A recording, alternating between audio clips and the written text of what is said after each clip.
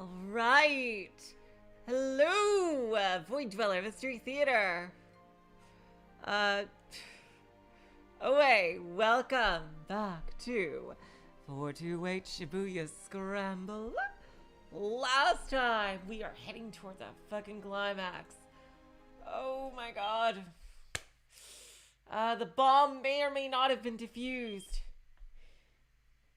And we finally made the choice to let Stanley get to Tateno in time. So, yep, Tateno was actually ended. That was a big shock to me. So, yeah, it's going to be down to Stanley now. I am shocked that he just gets his story in this little hour here. And Stanley can still go. Achi and Kano, yeah, we were back to Stanley. Achi and Kano may or may not have defused the bomb. Let's see what Stanley does.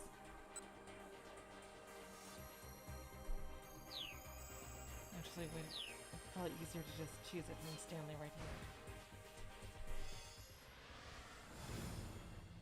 here. Chichan, woo! Welcome to the stream. So it had been for the past 2 years. Now those years flashed through Stanley's mind at the blink of an eye. As he came back into the moment, he marveled at his own ferocity and at the depth of the wound he suffered. We just started, Ji-chan.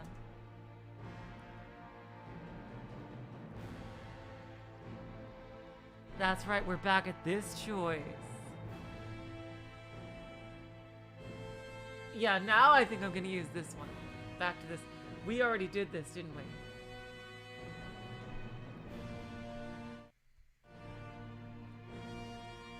If I do get my revenge, what would Frank think? When Stanley pictured his younger brother, it wasn't with a smile on his face. The realization gave him pause. In the end, killing Alphard wouldn't bring his brother back. That went without saying. But although he could see now that revenge was an absurd goal, his heart still churned deep and dark with resentment.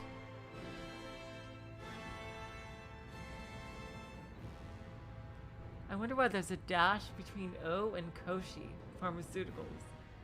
Did they not know how to write it in English, or? Like, that's so weird. Hello T, hello NGH, welcome to the stream. Finally, the Okoshi Pharmaceutical Laboratory came into view. There were 2 people standing outside the front gate. Here we go. Yep, we are right here.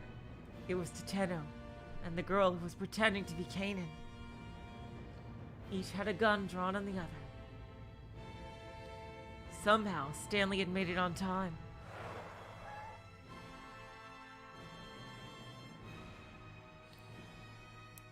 He pulled his car up alongside them and reached down into the gun sleeve concealed beneath his seat, beside his seat. Damn. Yeah, that's a Desert Eagle. That is a huge gun. He pulled out a 44 caliber Desert Eagle, one of the most powerful semi-automatic handguns in the world. Yeah, I was just gonna say that thing, major overkill, but I'm pretty sure that Alphard has superpowers. So let's see. A semi-automatic handgun designed by Minnesota-based Magnum Research Incorporated and manufactured by Israeli Weapon Industries. There are various models chambered for different rounds.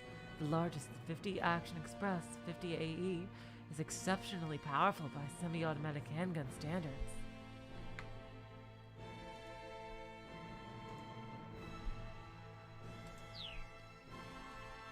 His orders were to apprehend Alphard. The smaller Glock and shoulder holster might be better suited to that end. Even so, he opted for the Desert Eagle.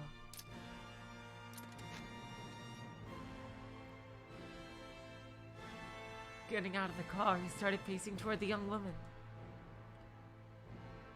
Stanley. Oh, that's Tateno. God damn it! Stanley.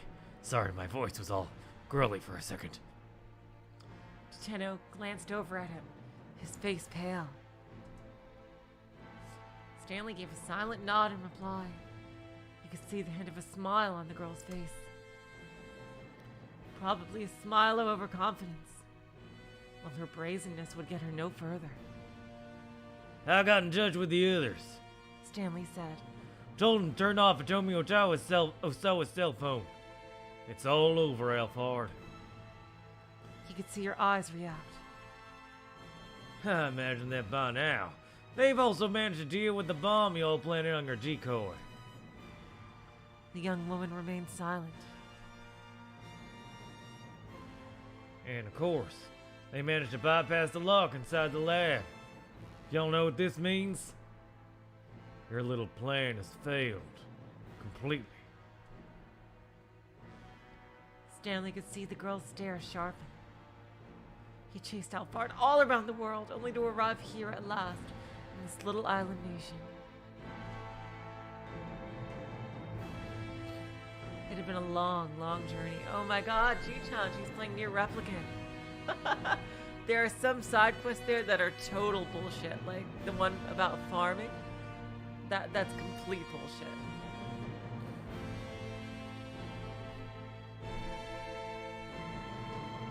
He spent a long time suffering. I don't know if they fixed that in the remake.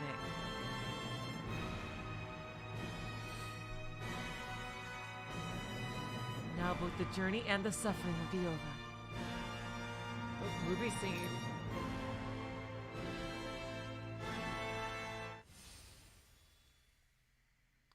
We meet at last, Alphard. Oh my, I should have.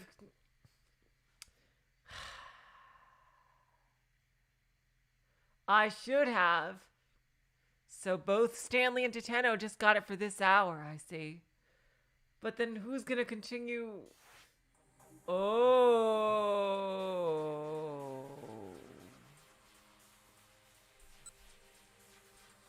Epilogue?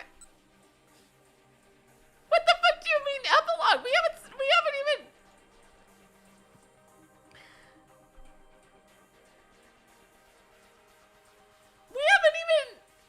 Oh god.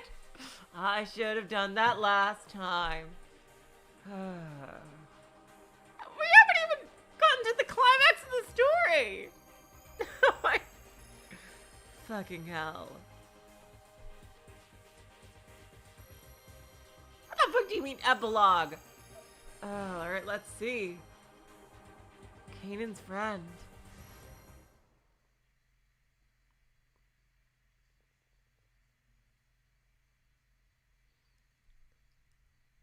She felt a hand firmly clutching her own as she hazily returned to consciousness.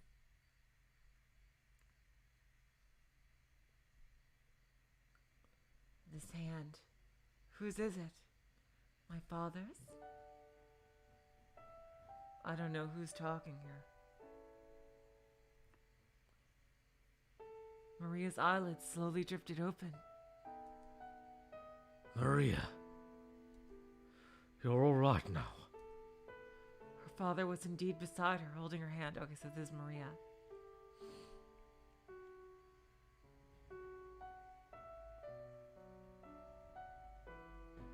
A surprising warmth radiated from his slender, bony palm.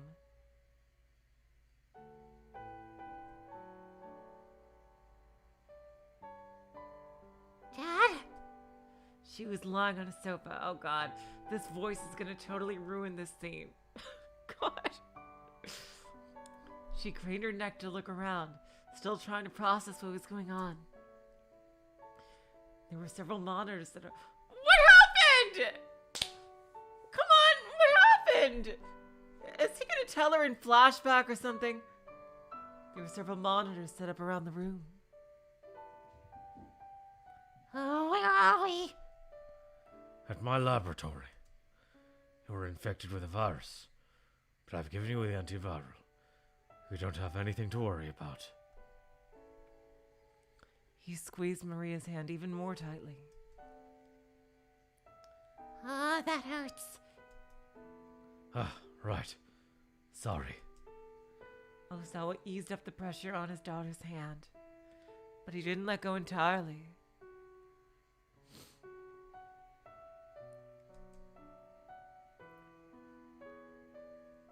Ah, this feels so strange, Maria muttered, staring up at the ceiling.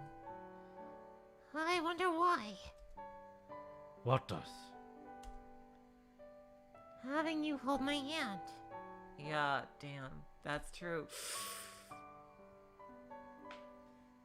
I used to hold your hand like this when we go on walks together. When you were little. I doubt you remember that, though. Maria considered. It was true, she didn't have any clear memory of her father holding her hand like this. And yet the touch of her father's palm felt distantly familiar. Gently, she squeezed back. It's been a while, hasn't it? She said. I mean, me looking at you in the eye when I'm talking to you. That's only because I didn't look you in the eye. Osawa hung his head. I'm so sorry. He said. Please, forgive me. I never meant to hurt you like I did. Oh, wait, hold on. Maria was taken aback. I don't know what you're talking about. What do you mean hurt me? Back on that rainy day. Osawa told Maria about the day she'd run away from home. About how he'd known where she had gone, but hadn't gone to find her. About how he'd given into his anger and struck her once she came back home. When he'd finished, he hung his head once more. I'm so sorry. I've been such a terrible father. Maria cracked an impish smile. Yeah. I guess that did happen. Osawa frowned. You know, She said. I'd totally forgotten about that. Until you mentioned it just now, I mean. No, I can't believe that. Osawa replied. The way I hurt you, He sounded so disappointed in himself. Dad, it's not like I can let myself dwell on each and every detail of my childhood. I mean, in the 19 or so years I've been alive, I've been hurt in lots of different ways. Mentally and, more recently, physically.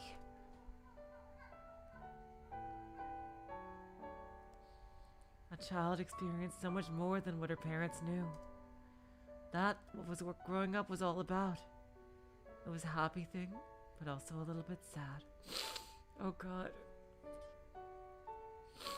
Osawa was visibly grappling with his feelings.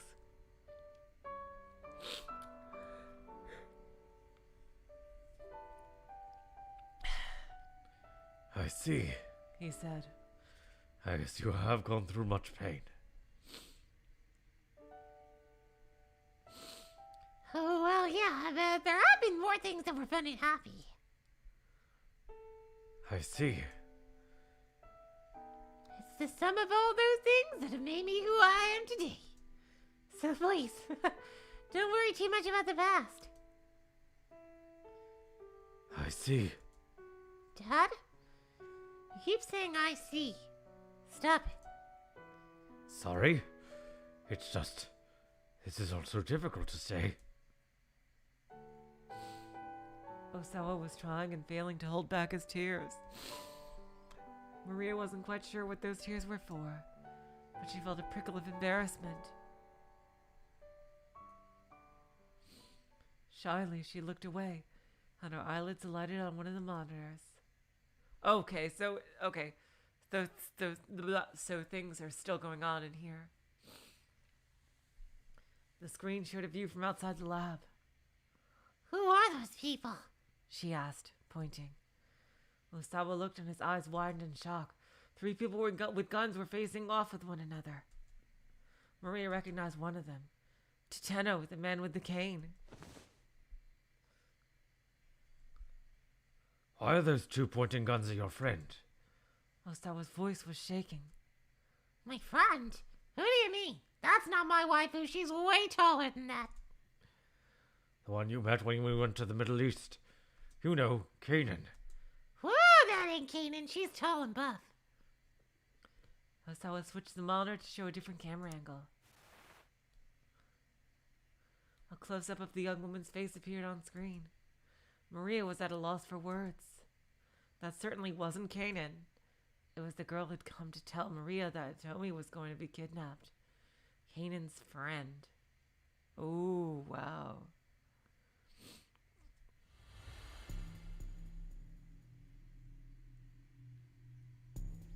It had happened 3 days earlier. Oh my god.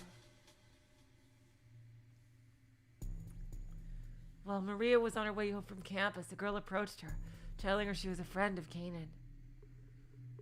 Kanan asked me to pass along a message, she said.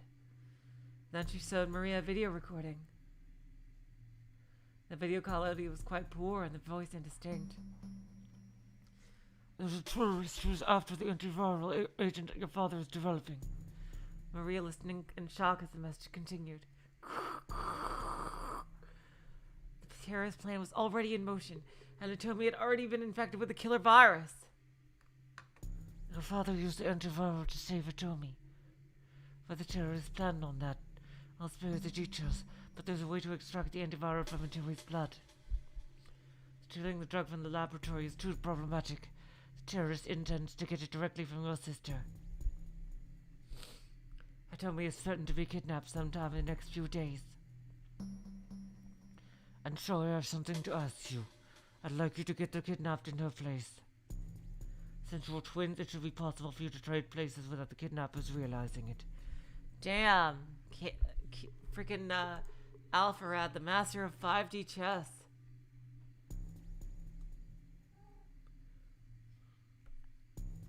I agree with the girl who's passing along this message in a likeness, outfitted with a small GPS beacon. Make sure you wear the necklace. Switch it on and you'll be allowed me to keep tabs on your location. I promise I'll come and rescue you. Please help me. This is the only way we can keep the antiviral and Hitomi safe. The video ended, and the girl handed Maria a necklace with an ornate pendant and showed her the hidden switch on the back. Kanan's coming to Japan? Oh, hell yeah! Maria asked. She's already here. She's ready to risk her life for this mission. Risk her life? Maria stared uneasily. So, this terrorist is after the antiviral drug. Is it Alphard? Her arch enemy? Ooh, I wish she told me what she looked like. The girl looks shocked. You know about Alphard. I heard Alphard was ripped, was super buff, and just the most beautiful looking person you've ever seen. Just rumors though, no one's actually seen their face. Wow, huh. Well, Kanan told me that taking down Alphard has her purpose in life. But Alphard has ties to the CIA, so it's hard for Kanan to get any good leads. That's true. Alphard has ties everywhere. Alphard is just so incredibly badass and awesome. I don't know how anyone could ever defeat her, them. Which reminds me, you should have this.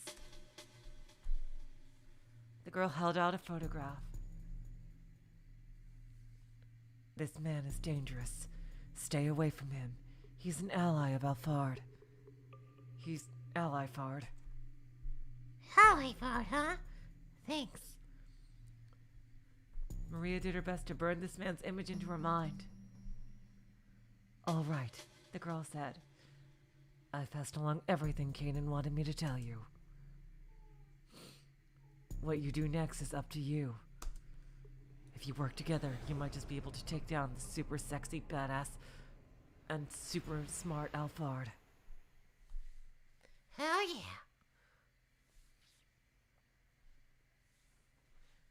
So, wait, what the heck has been going on while I've been asleep? Osawa recoiled from the ferocity on his daughter's face. That Kaden girl thought of a way to save you.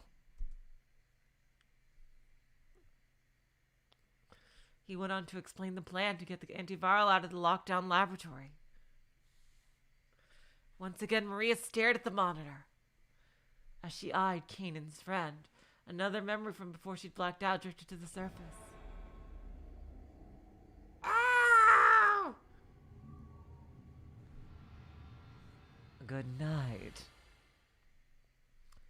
Suddenly it dawned on Maria what this girl was planning. She pretended to be Kanan in order to get into the lab, She said, scowling at the image on the monitor.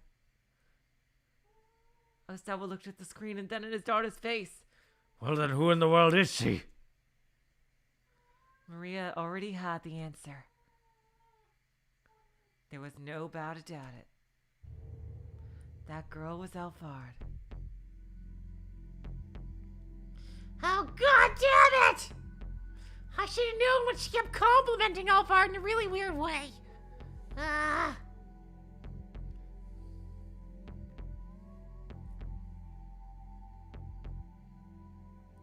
The instant she realized this, she knew they were in danger. If Alphard managed to infiltrate the lab, there was no way she'd be satisfied with simply getting her hands on the antiviral. She sowed ruin everywhere she went. Is something wrong? Osawa asked uneasily. Maria, what is it? We've all been bamboozled! Maria's mind was racing. She spoke her thoughts out loud. She's gonna kill you so the drug can't be recreated. No, that's not thorough enough. She's gonna destroy the whole facility! We gotta get out of here! But how? Vague possibilities tumbled through her mind, but she couldn't be sure what the terrorists might be planning. She gritted her teeth in frustration. Don't worry. Osawa said. I don't know who that girl is, but right now she's outside the lab. There's no way she can kill me or plant a bomb in here or anything. Dad, why did you have to say that? Yeah, I know. Maria gave a tiny nod, but something nodded at the back of her mind. Make sure you wear the necklace. Oh, fucking hell! Hurriedly, Maria took off the pendant that hung around her neck. As soon as she did, she felt a chill run up her spine.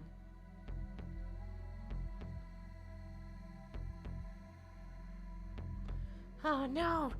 Oh no, it's a small bomb, isn't it? Thank God I didn't swallow it. She went back over the details of Alphard's plan as her father had explained it. And then finally she understood. I've got it! Osawa straightened up. You've got what? I need to get out there where those three are. I'm gonna give this alpha rat the taste of her own medicine. Oh, Kanan would be so proud of me. Then we will. If she was here, I'd just make out with her right now. What? Nothing. Don't be absurd. I have to go! Osawa peered closely at his daughter's face. Words weren't going to stop her, and as he realized that, his own face stiffened with determination. Da da da da da da. All right, but I'm going with you. I can't leave you into danger all by yourself. Thanks, Dad. Whew. Maria tried to get up from the sofa, but she was struck by a wave of vertigo. Another typo, by a wave of vertigo, and her knees buckled. Are you all right? Osawa caught her by the arm. This is probably a side effect of the antiviral. Shouldn't we just push yourself too much? I thought the second shot was the one that did that. Maria looked up at her father's anxious face and shook her head. Don't worry, I'll be fine. I got this.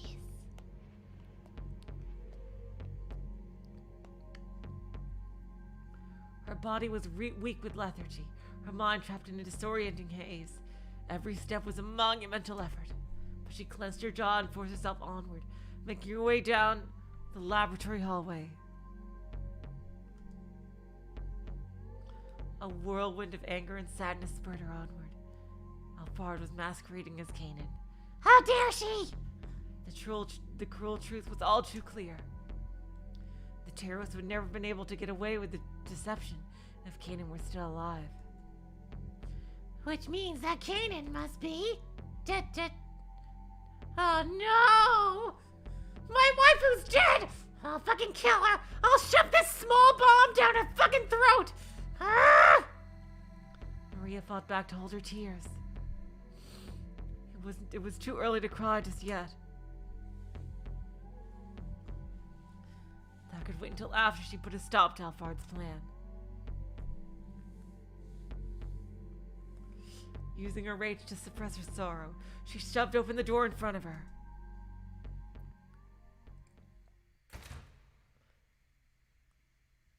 That isn't Kanan! We've already figured that out. Yeah, we did. Fucking hell!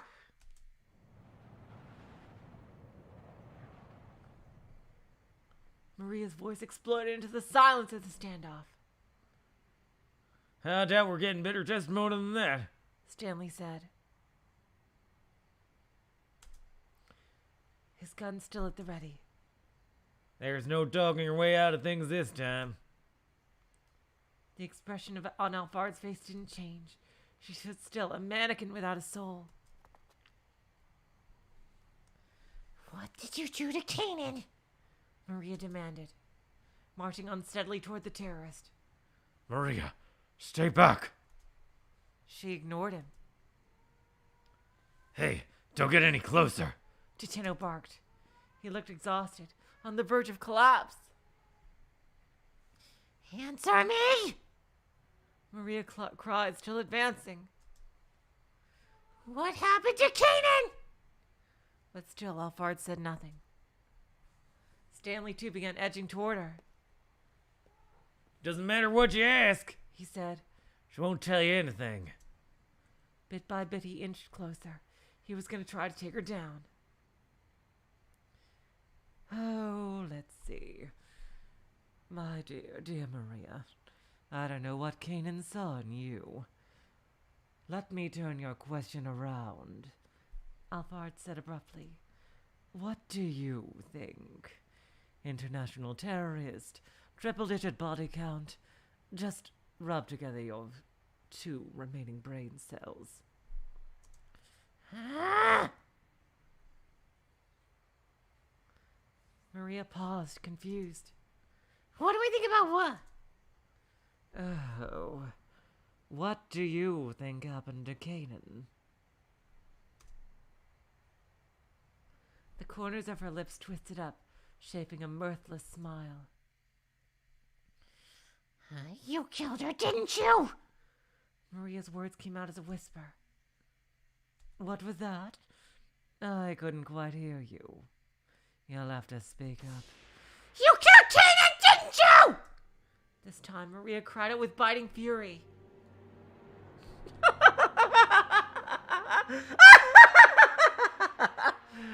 Alphard snickered. She's provoking me. Maria thought, forcing herself to swallow her rage. She couldn't let herself get caught up in Alphard's game. Her anger would spill out of control. Why are you laughing? By force of will, Maria made her voice firm and steady.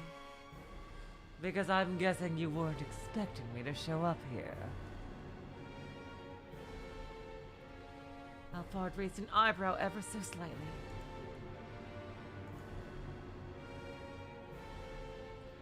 This thing here, it's a small bomb, isn't it?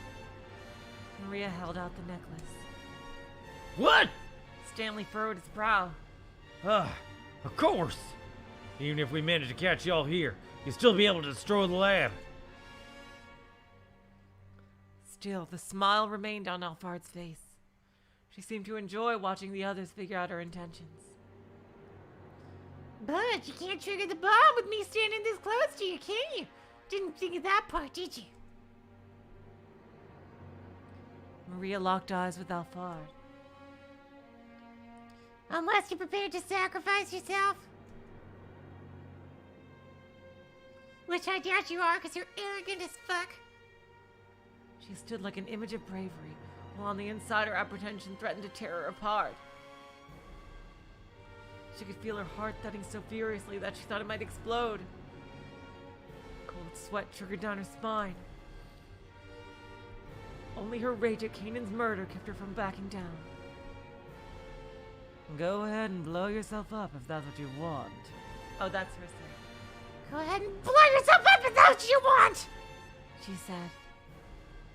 But you'll die with nothing. Your death will mean nothing, but not mine. My death will avenge Kanan's. Okay. Just gonna say, the shipper in me is just gonna say, if Kanan was just her friend, there's no way she'd be willing to sacrifice her life if she was just a friend. After a few weeks, knowing her only a few weeks, she's clearly more than a friend.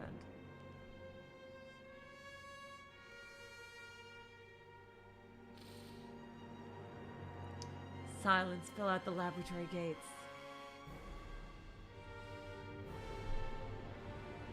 Like, not even to sacrifice her life to get her back, but to avenge her death. Hello, Eblis. Welcome to the stream. Stanley and Tateno stood frozen, their guns still trained on Alphard. Both men were ready to pull the trigger at the slightest provocation.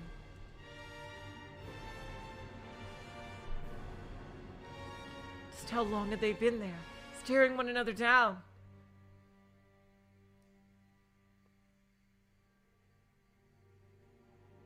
The passage of time seemed to slow. Seconds drawn into hours. We don't have confirmation yet if Kanan is dead or alive, Eblis.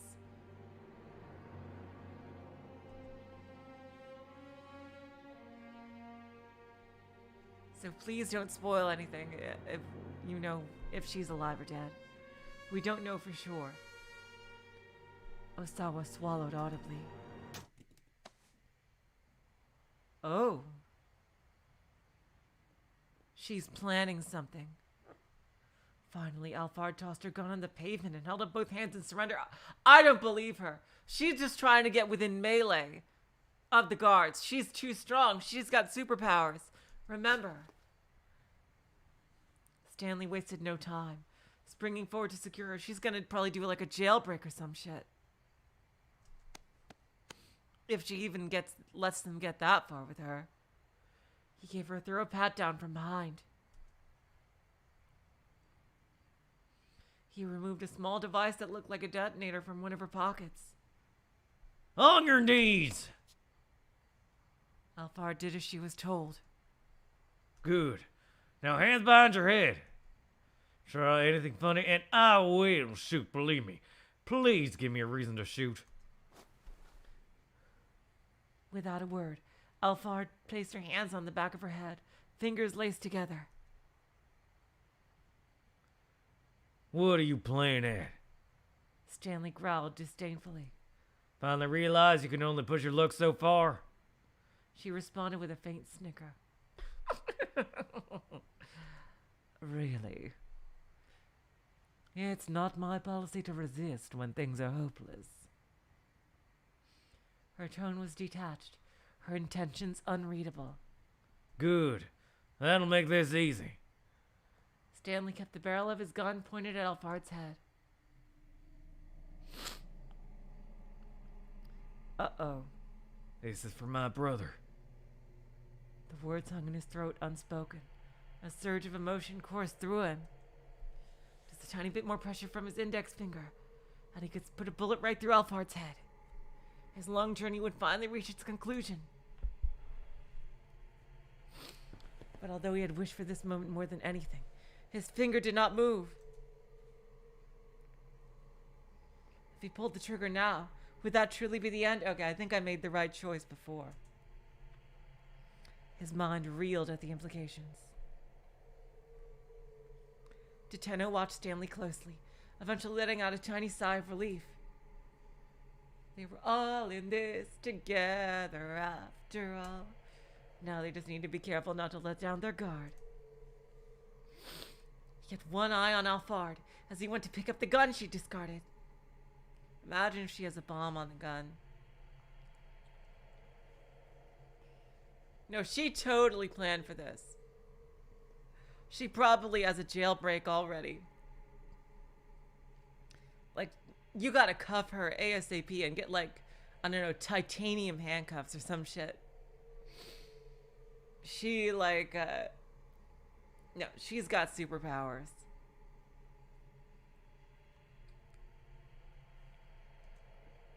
Or there's a bomb in the gun. Oh, but he was too late. The gun was gone. Oh my god. This is for Kanan! Maria had lunged forward, snatching up the gun. Maria, no! Osawa cried. What are you thinking? She ignored her father, taking aim at Alphard's forehead.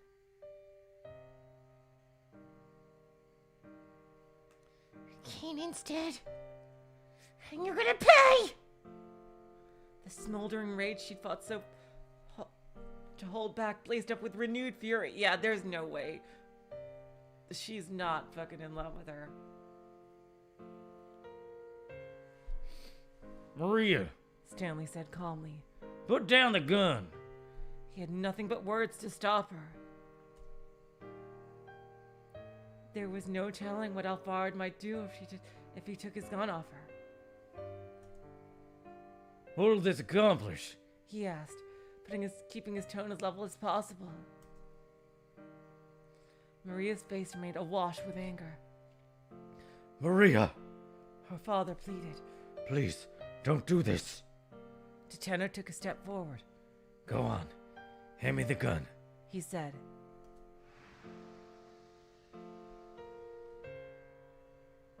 Who's talking now? Is it Stanley? Stay back! Oh, Maria's saying that. Stay back! Maria's arm trembled as she aimed the gun.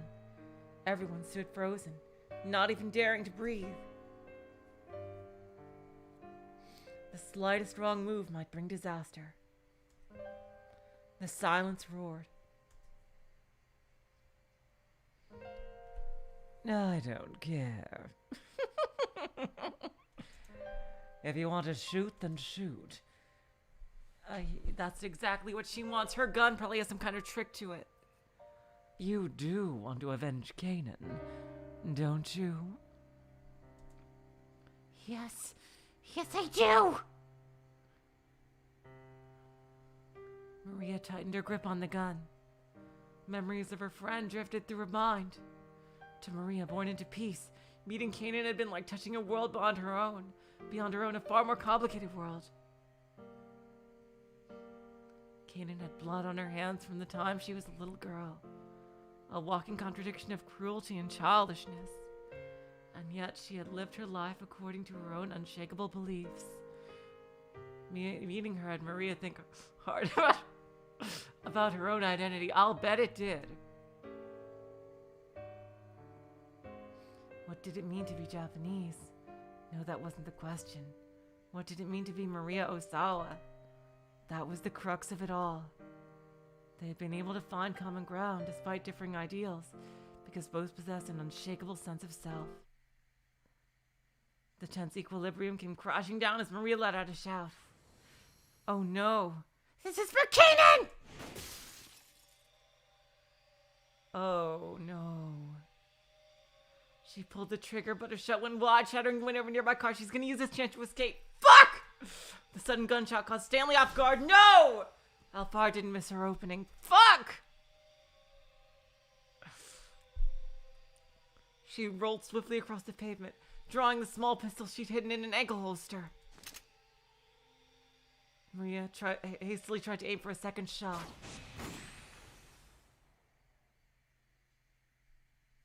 Oh no!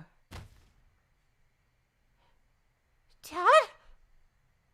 Osawa collapsed at Maria's feet. Dad! Her father went limp. Oh no. Stanley dodged at Alphard. He grabbed hold of her right wrist, the one clutching the gun, and slammed her head hard down against the pavement. Oh, for fuck's sake! Oh, God. She made no attempt to resist. In a moment, he had subdued her. Maria, you're not hurt, are you? Osawa croaked feebly as his daughter gathered him up in her arms. Oh, for fuck's sake. God damn it! I'm fine. But Dad, you're... Blood was gushing through Osawa's shirt. Maria pressed her hand against the wound, but the bleeding wouldn't stop. Look, just hurry. Get her here as fast as you can. Tateno was on his cell phone calling for an ambulance. I know there's a traffic jam. Just figure something out. Please. His voice was ragged with desperation. Dad, hang in there! Large tears streamed from Maria's eyes. So this is what it's like. Osawa lay with his head in his daughter's lap, struggling to rasp out his words.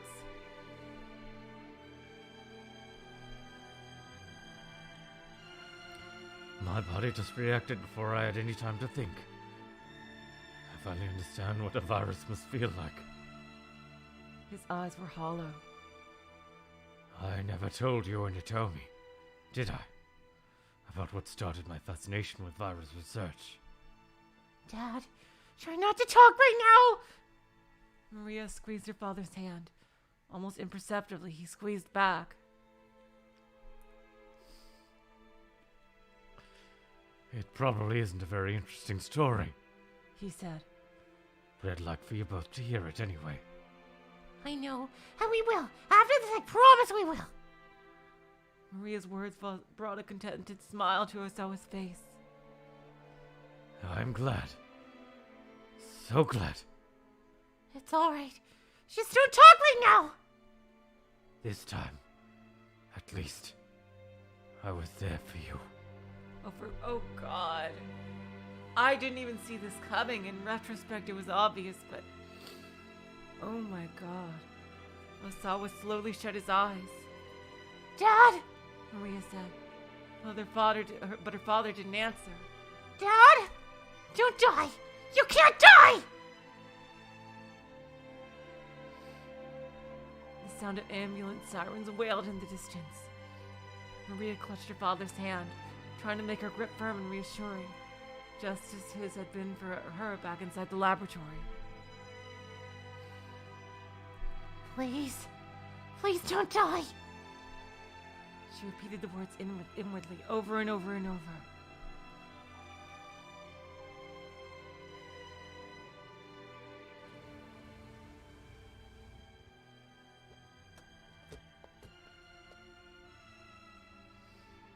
A black car of foreign make arrived at the laboratory and pulled up to the curb. Stanley's superior, Gordon, emerged from the back. A few of his men followed and promptly placed Alphard in handcuffs. Well done, Gordon said. Stanley gave him a slight nod. I'll be taking Alphard back to headquarters. You can finish up here. Understood, sir. Gordon shoved Alphard into the back seat and slid in alongside her, and the car drove off. She totally has a plan. Who was that just now? Tateno asked Stanley. My boss. Sorry, but we'll be taking Alphard into custody. You will, huh? Tateno frowned, but decided not to press the point. Well, she is an international criminal. Makes sense.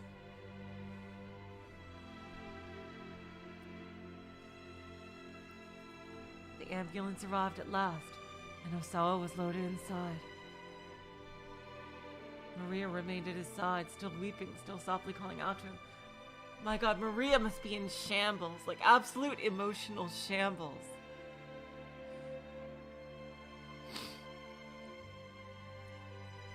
Like, probably the two people besides Hitomi she loves most, just in the world, just gone.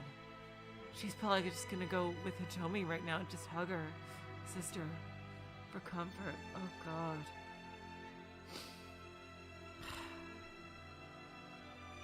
Maria remained at his side, still weeping, still softly calling out to him. Hello, Hala Mirage, welcome to the stream.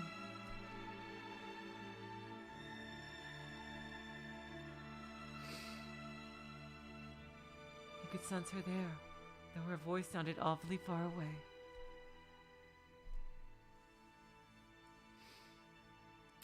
Is this the end then? Oh, that's... said Osawa. Is this the end then? He was vaguely aware that he was dying, but he was not afraid. At the far end of a hazy tunnel, he could still see Maria. My, she had grown. She had grown so very much. If he was an organism that multiplied by dividing itself, he would die knowing he had left behind his best self behind. He had only one wish now, that Maria and Hitomi would go on to lead happy lives.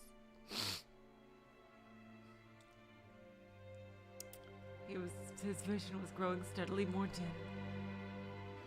Tiny motes of light flickered and wavered faintly before his eyes.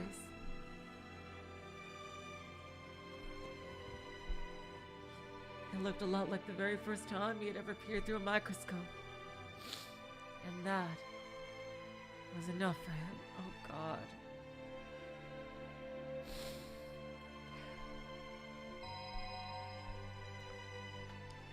Unexpectedly, Maria's cell phone rang in Stanley's pocket.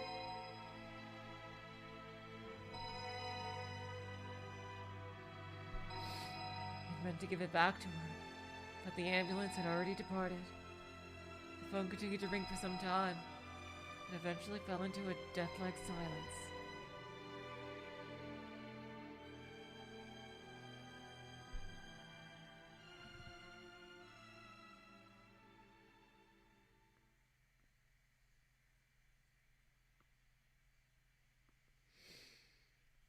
Midnight 02.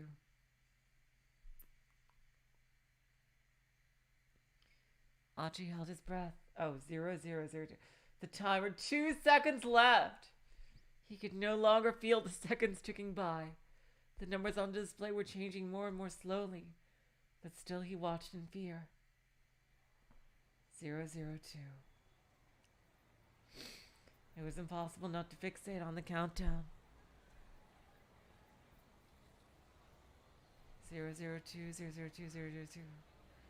Kano and Achi continued to stare at the timer. Yep, now to finish their story. 002. It had stopped. The timer had actually stopped. We did it! Achi dropped to his knees with a cry of triumph.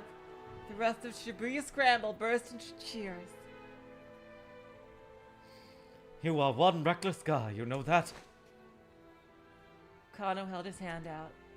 Achi grinned up at him. Yay, our two main heroes. That makes two of us. Awesome.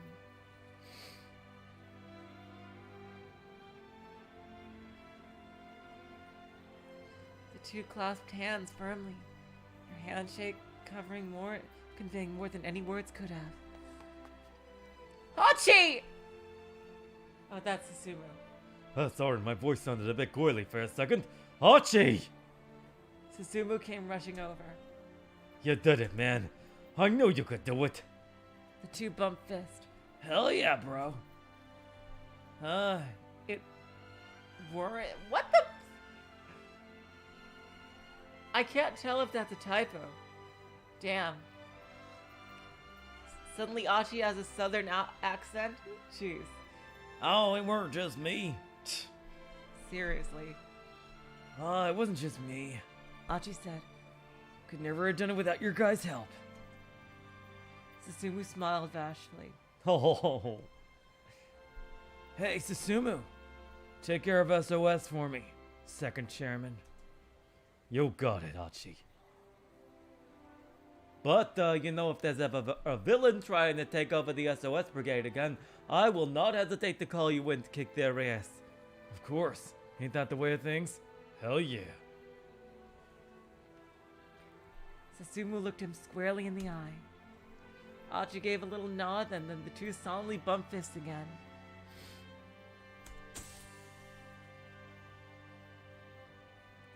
Suddenly there was a blinding flash.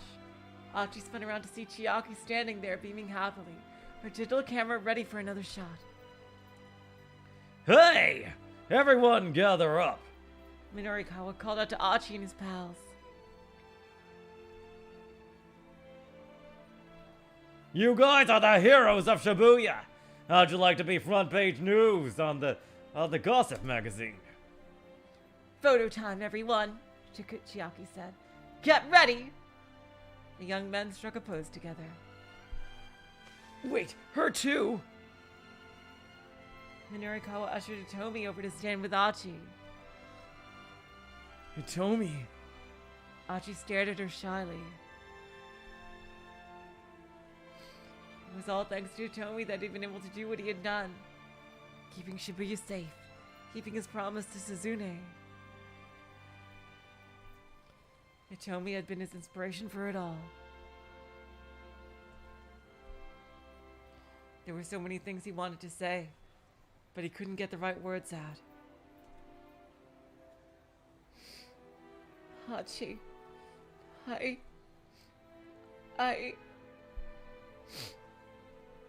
Hitomi's cheeks were damp with tears. Hey now, little lady! Minorikawa called. No crying now. Come on, show us a smile. You're gonna be on the front page. He struck a goofy pose beside Chiaki. Ha ha! At last, the smile returned to Hitomi's face. It really is the best. Huh? Oh, Achi said that. He really is the best. Huh? Hitomi looked up at Achi in confusion. Your smile. He said. It's the best. Wow! Wow, wow, wow! I don't care what anyone else says. Ooh, that's a good line. That's making me all shiver. Wow. He spoke so earnestly that Hitomi couldn't help but smile even more. Okay, here we go, people. Get your best faces on. At Minorikawa's signal, everyone let out a joyous victory cry. Hell yeah! All right, Achi. All right, let's go!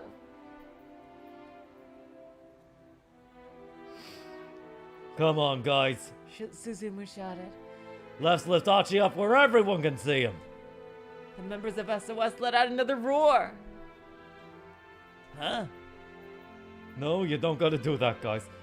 Oh, that's Achi saying that. No, you don't gotta do that, guys. Hey, cut it out! But Achi had already been swallowed by the enthusiastic throng. Heave ho! Heave ho! Heave ho! 3 cheers for Achi! The vice chairman. There, in the middle of the scramble, Achi was being hailed as a hero. Kano looked on with a satisfied smile. What they had achieved together was nothing less than a miracle. You're goddamn right. It had taken a lot of luck and more than a few coincidences for them to stop the bomb. Who's saying this? Coincidences? Kano muttered to himself. No, that wasn't right. This was something different altogether. Fate. That's what it was. Not just one person's fate. The destinies of several people have collided. Yeah, you have no idea how correct you are, Kano. Gathering momentum until coincidence became inevitability, became certainty, and Shibuya was saved. The raucous crowd tossed Achi high into the air again and again. As a plainclothes detective, I love this music, by the way. Kano would probably never be showered with adulation quite like that. Well, that was all right. A detective's duty was to ensure the safety of the people.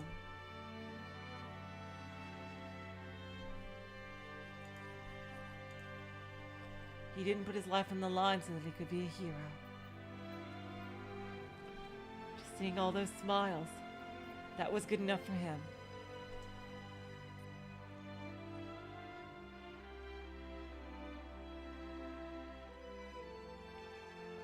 Kano only needed the approval of one person, and that was Rumi. We haven't seen Rumi in quite a while. Rumi, I hope she managed to get out of Shibuya, okay? Suddenly worried, Kano put out his cell phone. There were a whole bunch of things he wanted to tell her.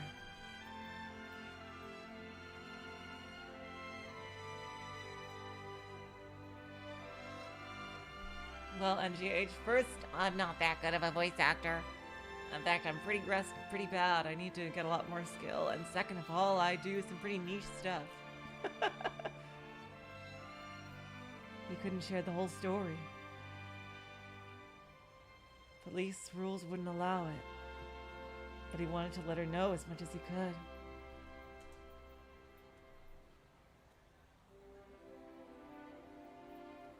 That the kidnapping case had been resolved safely, for instance.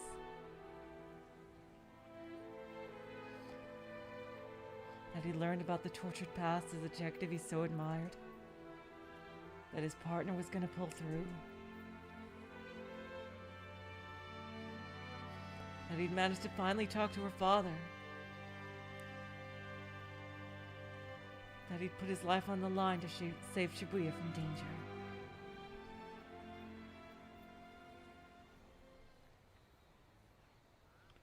Rumi would listen quietly to the very end. And then Kano thought he knew just what she'd say. Short and sweet, in that gentle voice of hers. Good job.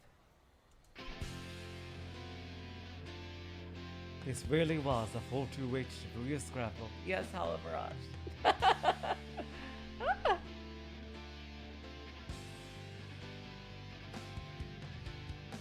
The credits roll! Oh, there's so much more to cover! Oh, and his name was actually Jack. Let's see.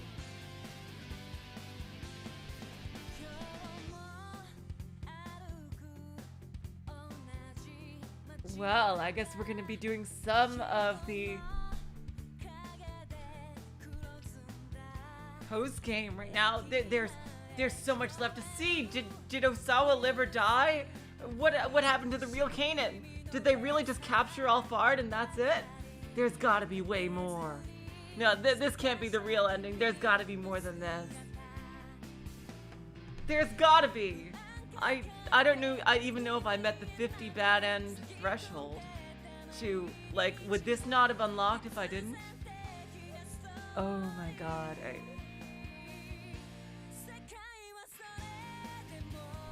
Oh, we're seeing the full song. Oh yeah, there's post game, MGH.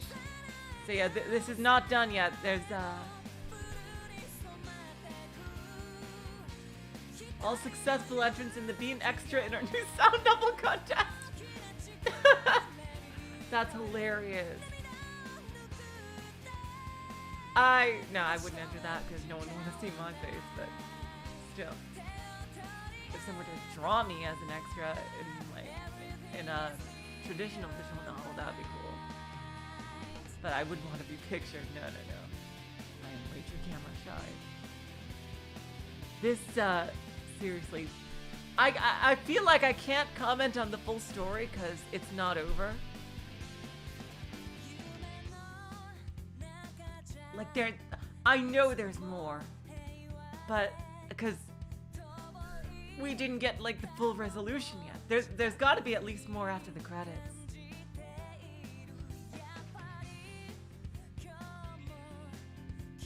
There's Sasayama.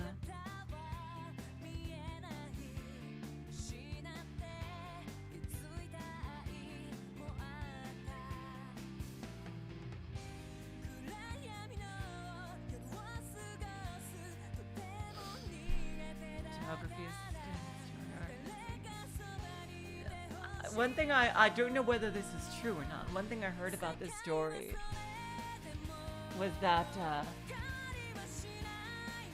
look at all this. It's really like a movie credit with all these things in the back.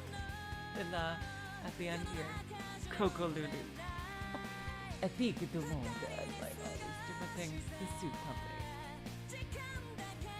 Now we need 428 Shibuya Scramble Go. Yeah, what about Suzune and everything? That's right. There's so much to cover. There's gotta be some things after this.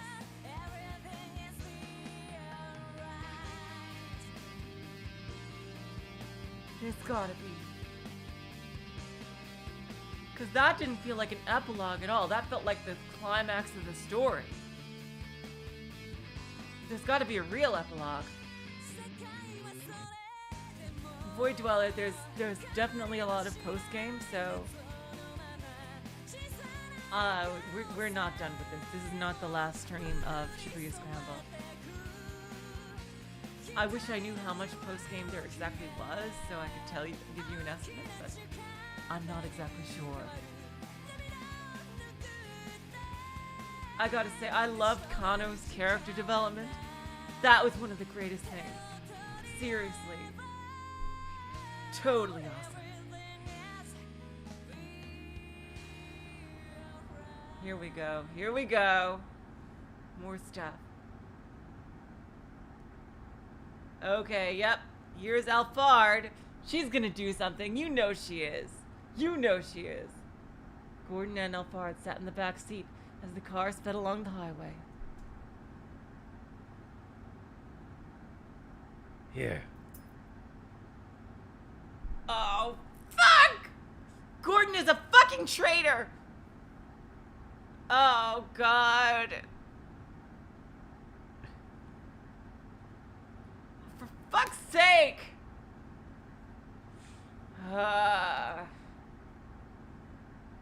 I knew it couldn't be that easy. That's why she gave up so easily. Of course.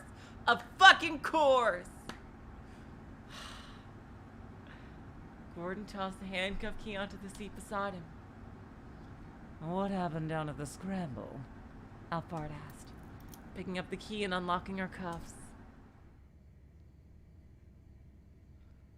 Leland Palmer was arrested by the Japanese police. And the bomb in the attaché case was defused, apparently. Still, Palmer shouldn't pose a problem once we get him into CIA custody. I see. Much obliged. You really got yourself back into a corner, though, didn't you? Gordon said. Yeah. I was only able to accomplish half of what I intended. What was one half? Half? She got it. How did she get it? Did she get the blood? Alphard produced a vial from her pocket. It was filled with red liquid. What blood did she get? How did she get Hitomi's blood? Is that Hitomi's blood? Gordon asked. Indeed. I managed to acquire the antiviral. But when? Yeah, when? What the fuck? Gordon peered at her in bewilderment. Oh, when I blew up the minivan. Oh my God. In the dim light of the vehicle, Alphard's eyes shone darkly like those of a wounded animal. Extracting the blood from Hitomi while she was unconscious had been a simple matter. What the fuck? Saving the girl's life had been more than just a means of her ensuring her trust. Alphard had been looking for the right moment to carry out the extraction. Total secrecy was essential. If it became public knowledge that the drug existed, and that some of it had been stolen, the value of the UA virus would plummet.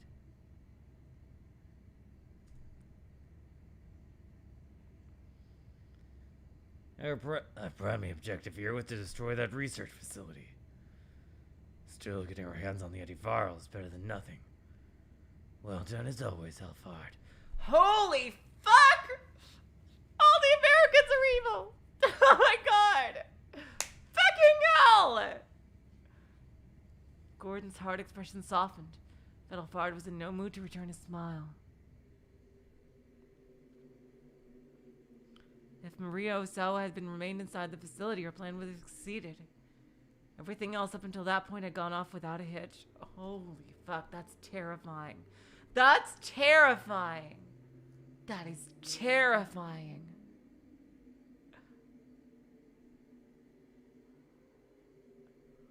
Oh my God, Black Monday indeed. Oh my God, Hala Mirage. That's true, Stanley is an evil. Oh God. The one thing Alphard hasn't anticipated with Maria bringing the bomb outside. That's terrifying.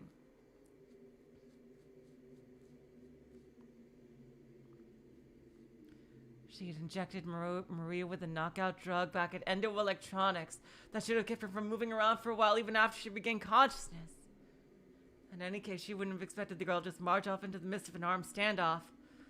Oh, I underestimated the power of love. Curses. She had been certain that Maria would never leave the lab. Ha ha ha ha! You guessed wrong! You can't be certain with me!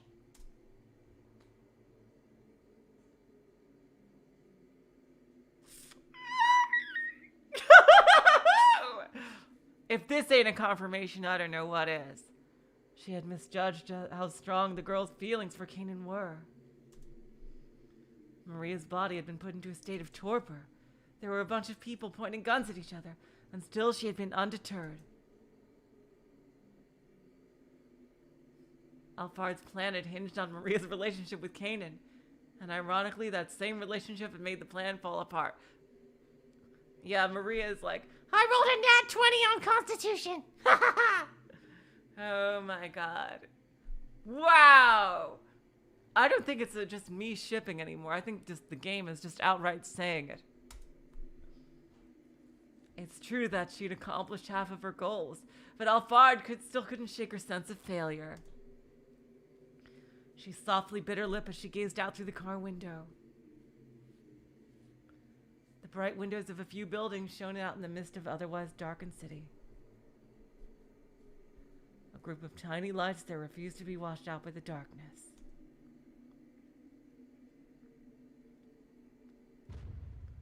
The end. Fucking hell, what a cliffhanger, bullshit ass fuck. God damn it! Oh my god. How did you end like that? What?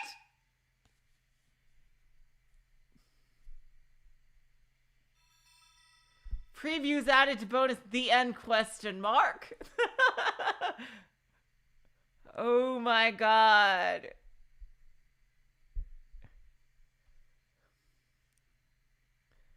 Previews added to bonus content. 428 pop quiz added to bonus content. Save complete.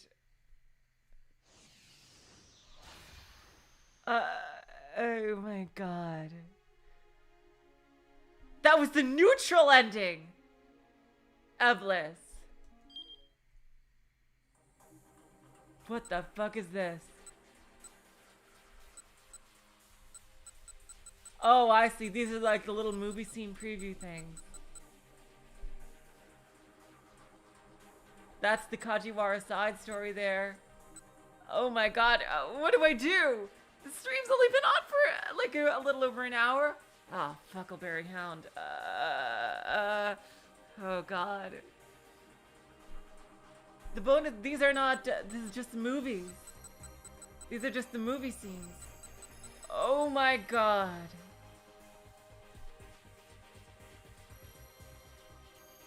So there is a good ending. That's not, okay. That was the neutral ending. Oh my god. Fucking hell. There's more endings? Oh god. Oh god. Oh my god. How do I see how many bad endings I got? I didn't even do anything yet. Why are you saving? I can't see how many bad endings I have. Oh god. You know what? I gotta go for a bathroom break. I will be right back. Oh god.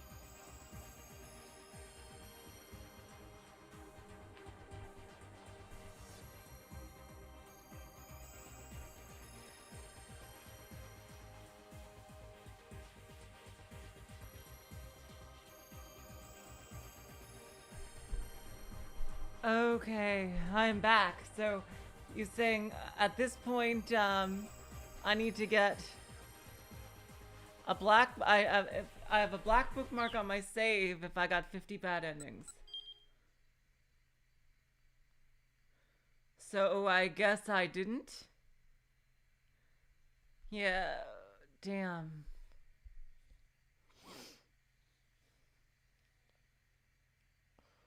Oh, that's what I did pick, Eblis.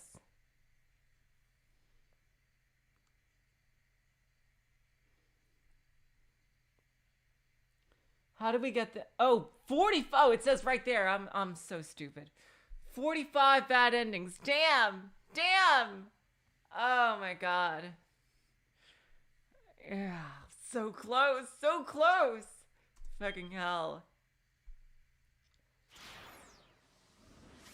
Oh, God. How do I even figure out which ones to pick? Which one to pick? Like, and also, how do I know which ones I've gotten already? That sucks. Is the time chart gonna update now or something? Oh, God.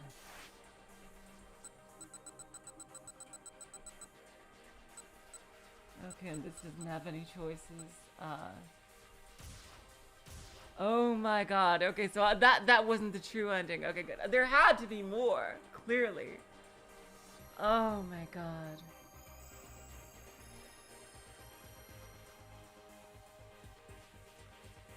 Oh, fuckleberries.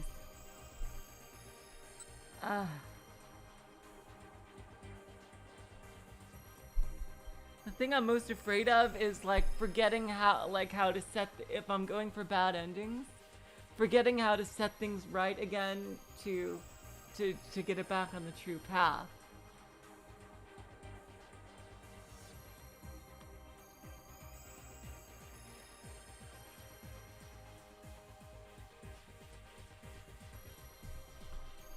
Minorikawa's labyrinth. Okay, yeah, that's right. You said something about that. Yeah. Let's try that.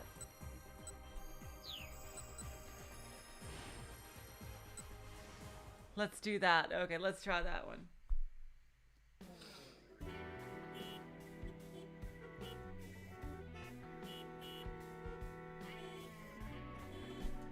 Take us to Labyrinth and Harajuku. A complex series of passageways designed to be difficult or confusing to navigate. A maze. It will be quite easy to get lost or disoriented in the place where Minorikawa is going, and where you're going too.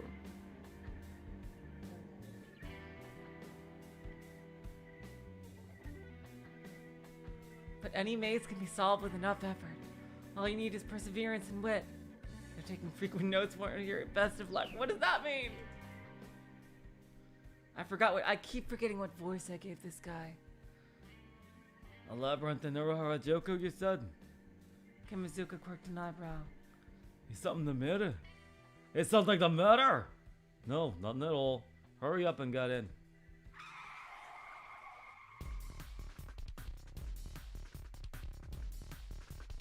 As soon as Minorikawa and the others had climbed into the cab, Kimizuka tore off through Shibuya's network of narrow side streets.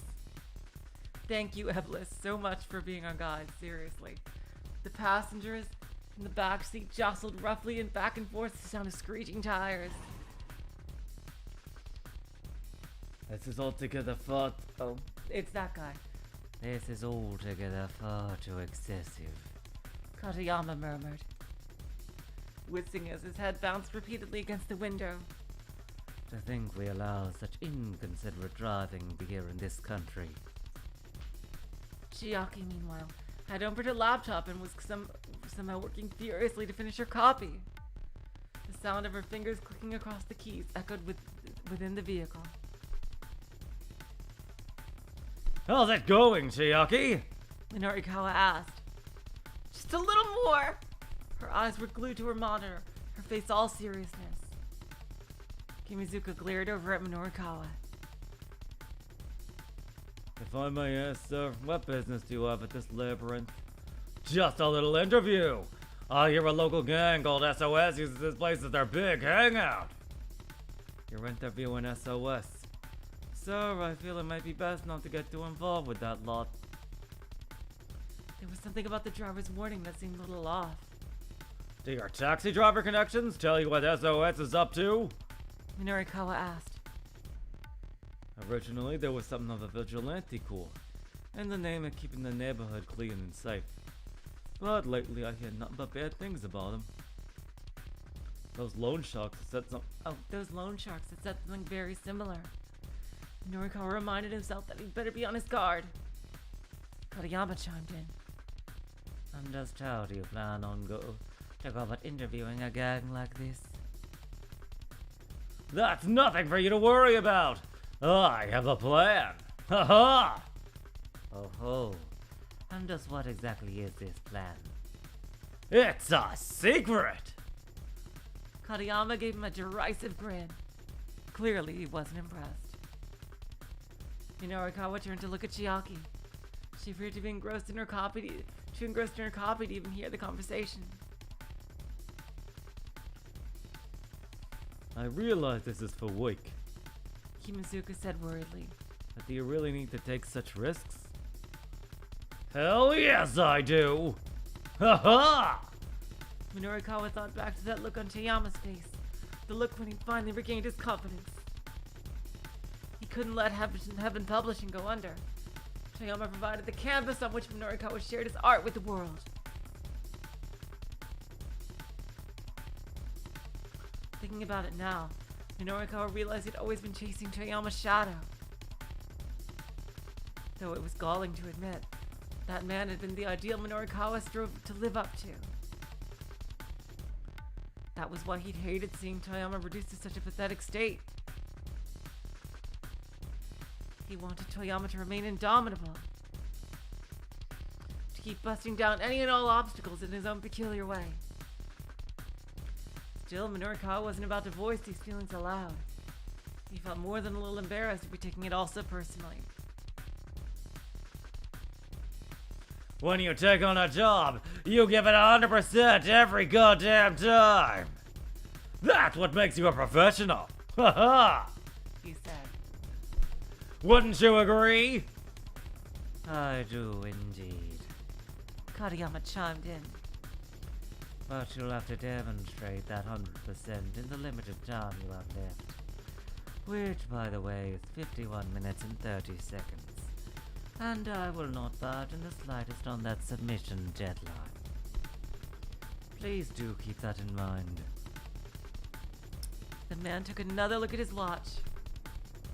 I've got half a mind to break that thing. Minorikawa told him. Breaking my watch will not stop time. Minorikawa shot him a furious glare, but Katayama's composure was unwavering. The guy was unflappable, and the only way Minorikawa was going to be able to put him in his place was to meet his goddamn deadline. Easier said than done, though. He wanted to use 30 of the 51 minutes he still had to write his article. That only left him 20 or so to get the material.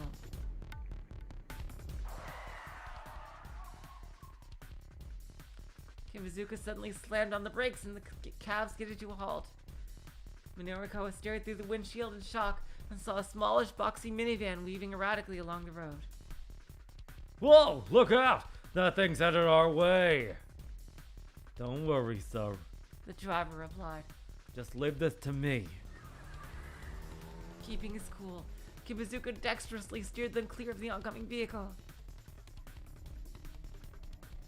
As the minivan sped past, an eerily cold breeze wafted over the taxi. Okay, yeah, this is, we already have this. What the heck was that? Minorikawa asked. I'm not sure, Kimazuka said. but let's hurry on our way. Nimbly manipulating the gear stick, he stomped on the gas once more.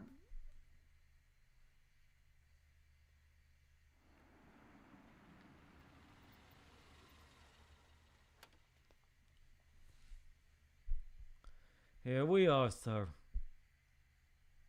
Inferno, but I said labyrinth! This is weird. They pulled up outside of a dilapidated old pool hall. You're a lifesaver. Minorikawa Kibizuka's shoulder. Did I make the same choice again? Now I'm really confused.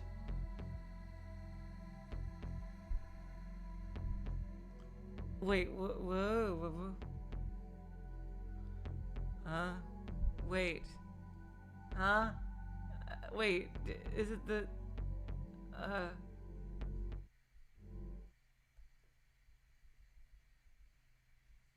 Yeah, this is the same. Oh, but it stops at a certain point.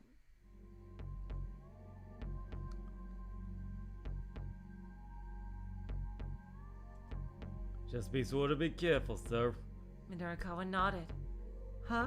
What? Chiaki asked, looking up. What are we being careful about? Nothing! Minorikawa said.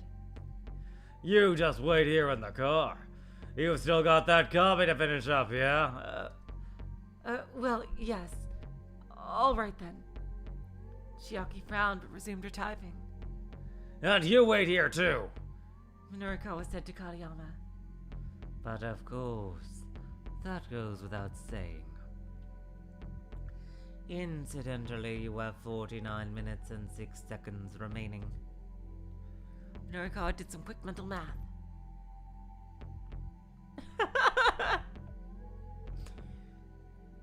With the half hour he'd already set aside, that left him 19 minutes.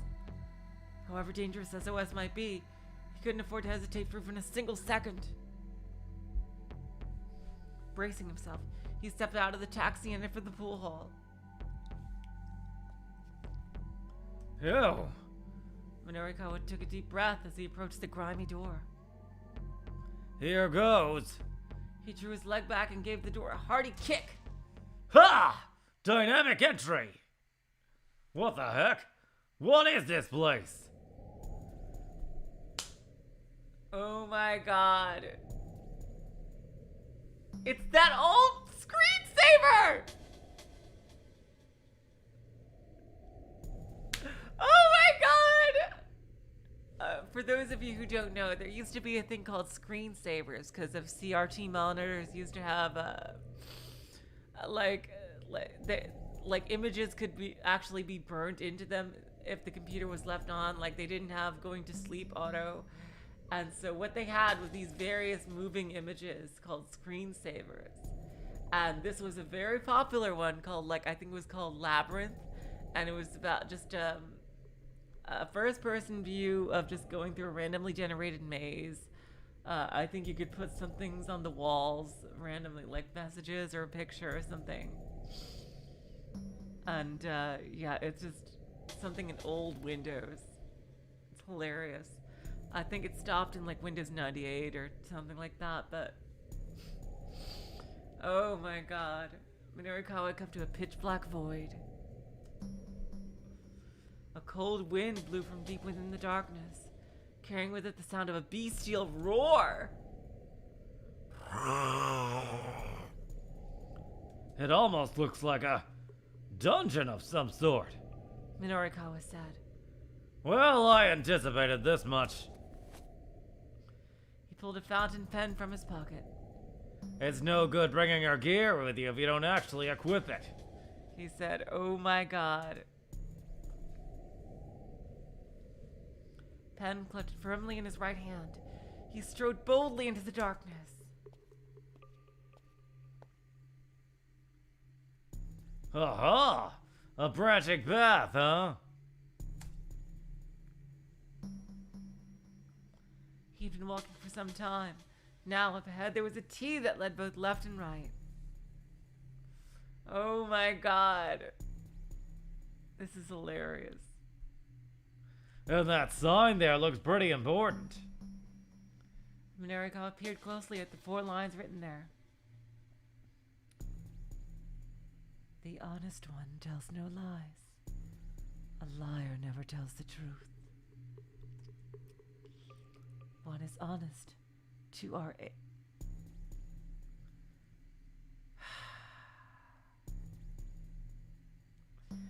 Two are A liars.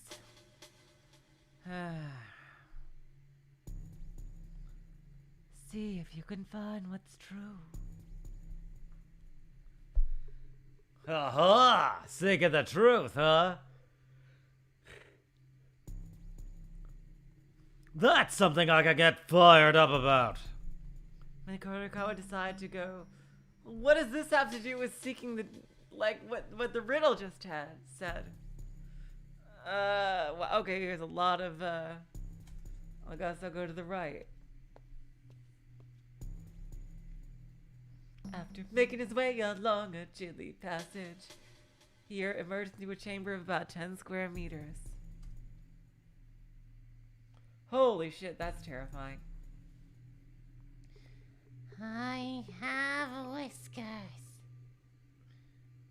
A green cat wore a white sign around its neck. Alright, well that's the truth teller. I have whiskers? What's that all about? The green cat grinned proudly at Minoricawa's inquiry. It's a hint! The cat said. It's saying that whatever it is has whiskers. Huh. Oh, I see. So by getting hints like this, we'll eventually be able to solve some riddle and win the challenge. I can't answer any questions. All you get is what's written here. Now proceed to your death. I don't need to fight you or anything. Nothing of the sort. There's no battle system in this game. I'm not much into pain, really. Instead, I'll leave you with a warning. The green cat lowered its voice. There's a liar in here. A liar? Yes, the blue cat is a liar. Only the green cat tells the truth. The blue cat is a liar. Keep that in mind and be on your way. Yeah. You mustn't believe what the blue cat tells you. Alrighty then. Oh, that's... Alrighty then. See ya. And with that, the green cat scampered off down the passageway. Minoricawa followed in the same direction. He came to a dead end. There was a large hole in the floor. A ladder extended down through the darkness. There appeared to be no other way to continue. Minoricawa headed down. Oh my god. My god, we are playing an old school choose your own adventure here. From the bottom of the long ladder, another passageway stretched out. Minoricawa squinted, but it was too dark to see how far the tunnel might go on. He could still turn back, but it wasn't the Minoricawa way to bail out after coming so far. This is the most involved bad end ever. Holy shit. He walked onward, never looking back.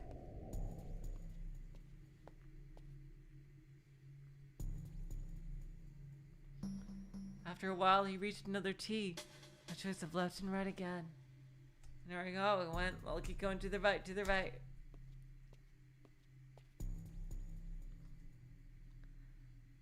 Hello.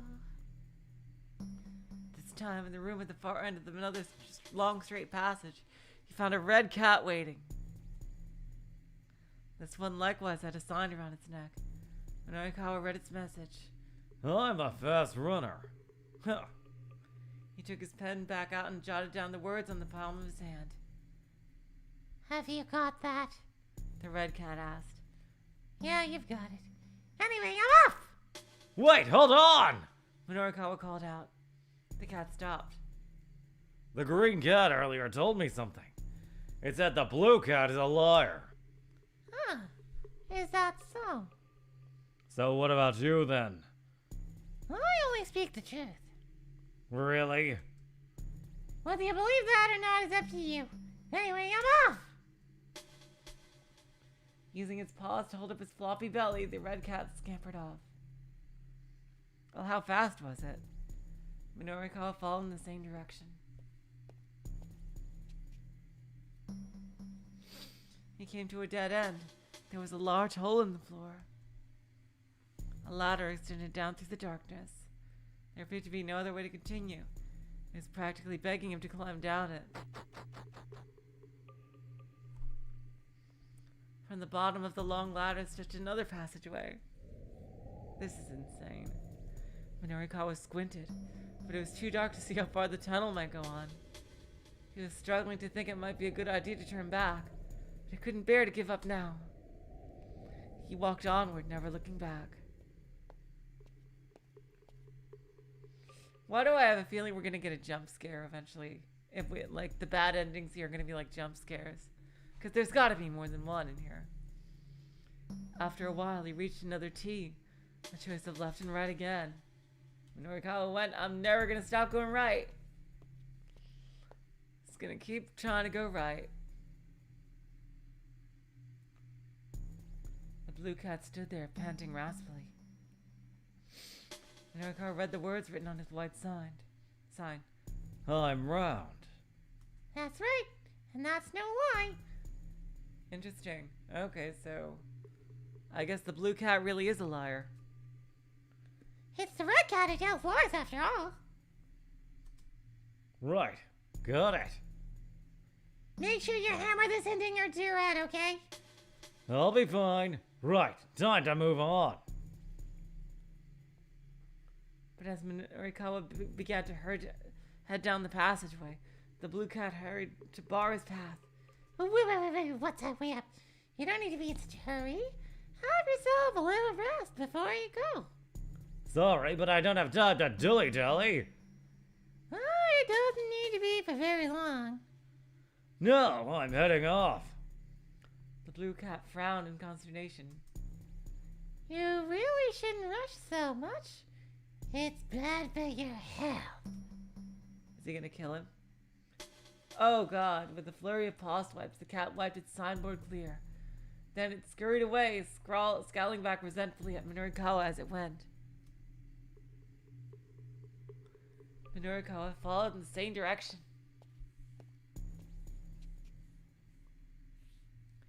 He came to a dead end. There was a large hole in the floor, and naturally a ladder. Minorikawa headed down as a matter of course.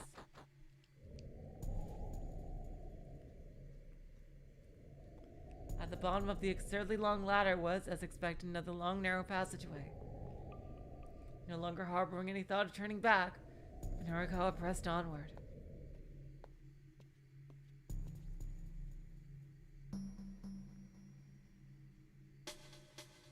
After a while, he reached another T.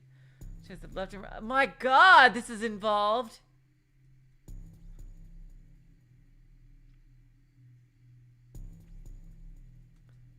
I'm gonna keep going to the right. Seriously, we've been down 4 tunnels already. Holy shit. Oh, here we go. This is the end. Making his way toward the source of the breeze. Minorikawa spotted a light far in the distance ahead. Could it be? There was no doubt about it. It's the exit.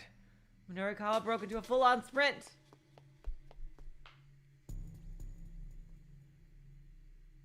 And yet, no matter how much he ran, he couldn't seem to reach his destination. On and on he went, but as far as he could tell, the exit got no closer. Meanwhile, the hallway was getting lower and narrower. Soon, the ceiling had descended to just above his head, and the walls had closed in until he could touch both simultaneously. Dead end. Before long, he had to turn sideways to continue.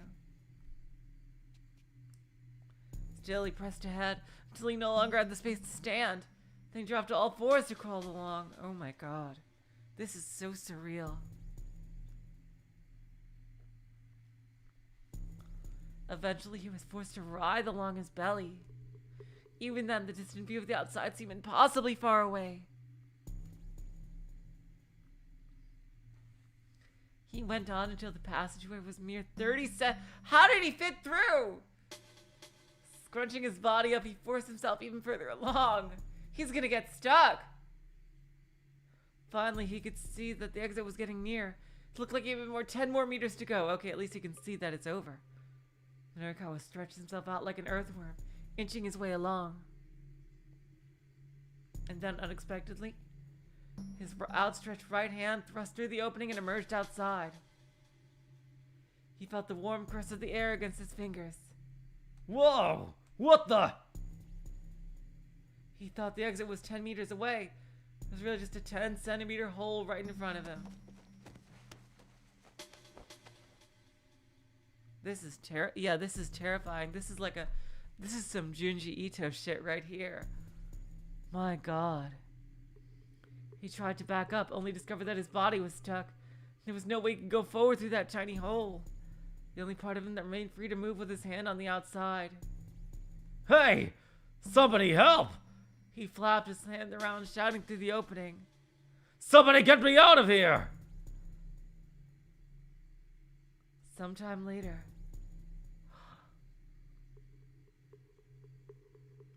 Oh my god, this is terrifying. An urban legend spread through Shibuya.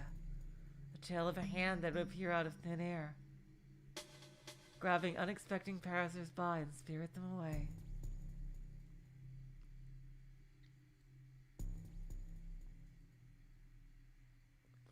Damn. Oh, what the fuck? Wow. Holy shit. Damn, that's a horror story right there. Jeez, I didn't realize we were reading SCP. My god. Go to sleep. Oh, wow. That's terrifying. I'm still waiting for a jump scare.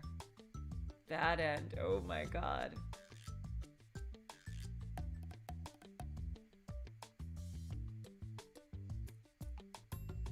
Number 79 came over.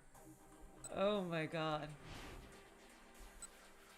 Oh, and it starts us back here. Oh my god. Okay. Damn. Okay. Eblis. Is there only one bad end?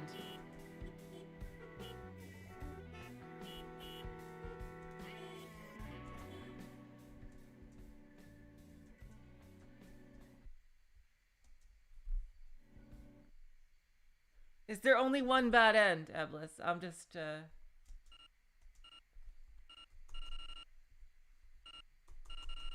How do we...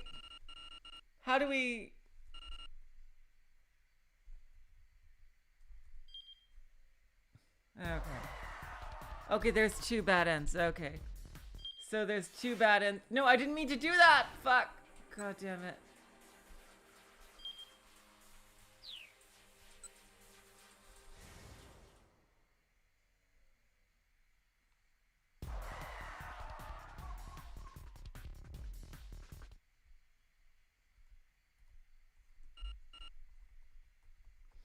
Oh, come on, why won't it let me go ahead? Jeez. Come on, it's really forcing me to do it slow. That's not cool. Okay, so there's one other bad end here. There's one other bad end here. Alright. I don't understand why it won't let me fast forward to the thing. God damn it.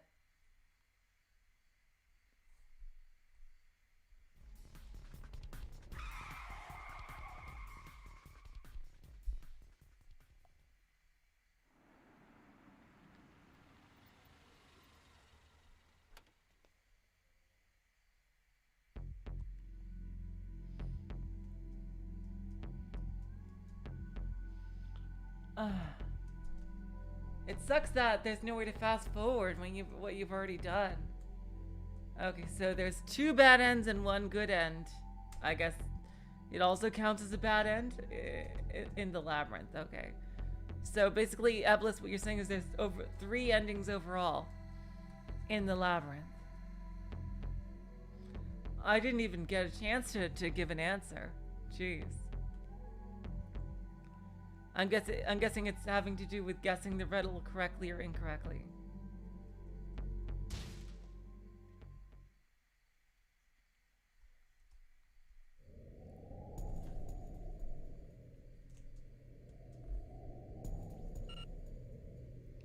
cannot open the time charter. I wasn't even trying to open the time chart. I was trying to get the... Okay. Same.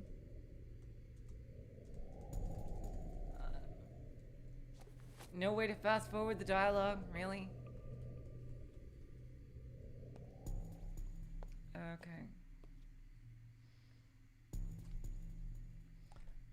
This time I'll go left each time and see what happens.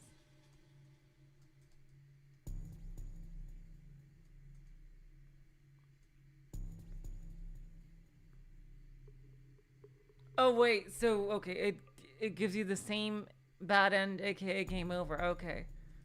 So there's only 2 endings in the labyrinth. Okay. Thanks, Seblis. I didn't even get a chance to make a choice. Alright, this time I'll go left each time. See if I get anything different. After making his way along a chilly passage, he emerged into a chamber of about 10 meters. Oh, here we go. Okay, well, this is clearly liar. Yep. A blue cat wore a white sign around its neck.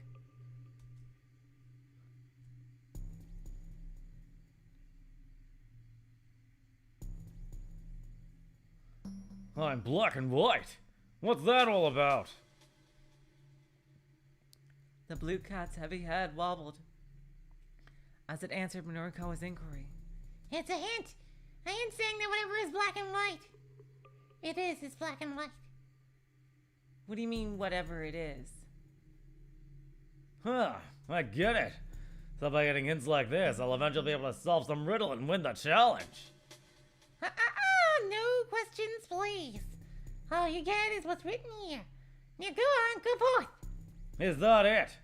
Wouldn't we normally have a battle here? Nah, that's not my thing. It only makes me hungry. Besides, that weapon of yours is way too flimsy. You're 1,000 years too early to fight me.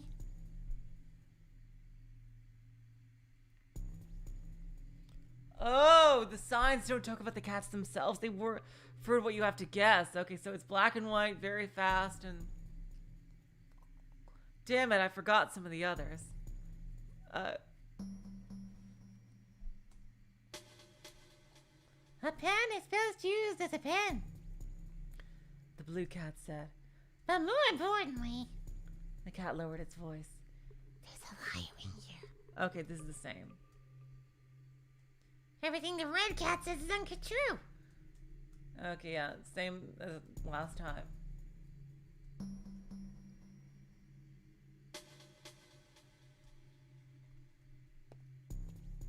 Yeah, one of them was I'm round. Yeah, okay.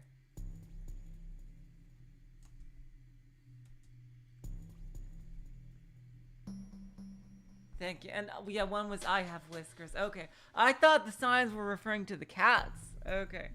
I'm sorry.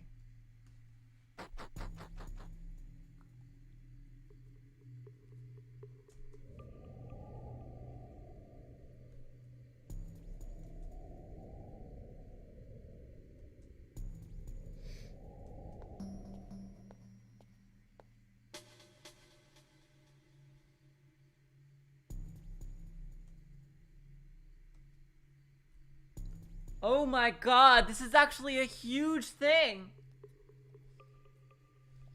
Oh my god, wow, this is a completely different right and left than before. Oh my god. This is huge.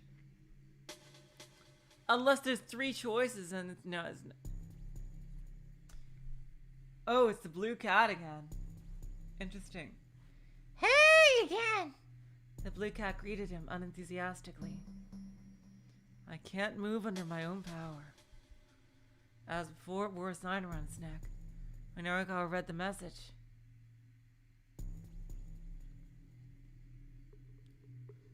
I can't move under my own power, huh? He jotted the words down on the palm of his hand. Ah, shoot. I wrote... Oh, Ah, shoot. I wrote can't melt by mistake. he tried to rub out the misspelled words with his fingers, but only managed to smudge the ink around. You got that? Yeah, you got that. Later then. Hey, hold up! Minorikawa called out before the blue cat could disappear. What is it? The cat asked. Well, I kinda messed up the note I just took. Then hurry up and fix it. Sorry about this. Okay, got it. Later then. Hold up! What now? I have to ask. Are you the lawyer? No, I'm not. The breadwinner's a liar. Really? Really? You can rest easy on that. Now I really do need to be going.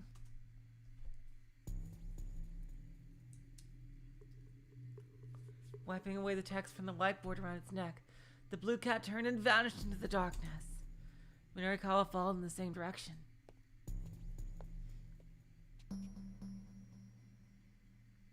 He came to a dead end. There was a large hole in the floor. A ladder extended down through the darkness. There appeared to be no other way to continue. Okay, same.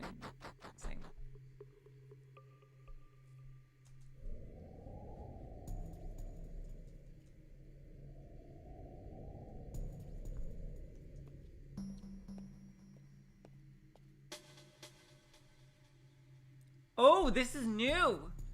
This is brand new. He arrived at a four-way intersection. A sweet-smelling aroma wafted him from the passway to the left. Norikawa went. Oh my god. Okay, this is brand new. My god, this is so complicated. You know what? Let's see what that is. To the left, to the left, to the left.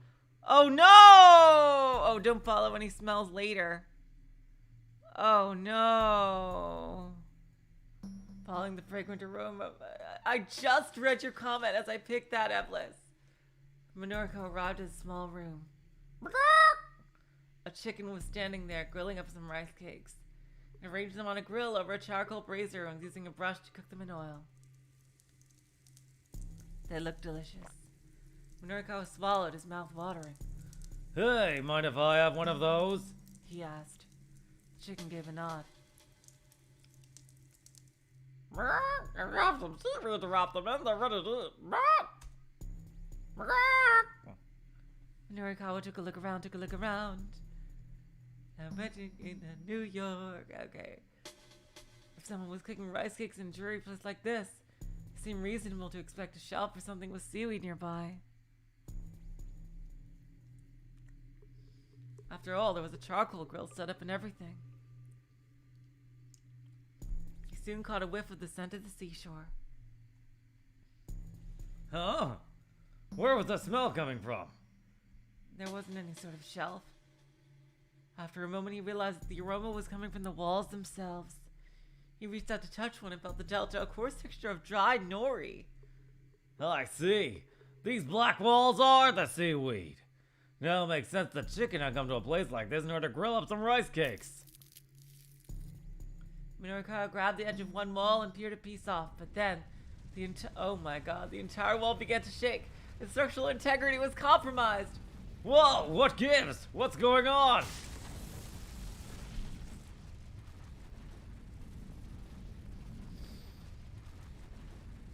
A section of wall toppled toward Minorikawa. It was heavy, far heavier than seaweed ought to be. Oh my god. And the other walls began to collapse in around him. Whoa! You died.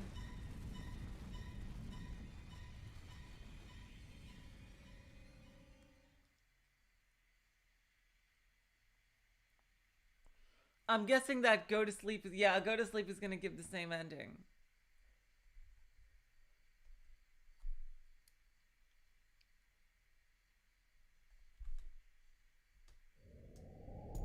Okay. I really hate that you can't forward text. Oh my god. Okay, so they all have the same bad ending, and there's only the bad and the good. But there's so much. It's crazy that there's so much dialogue here.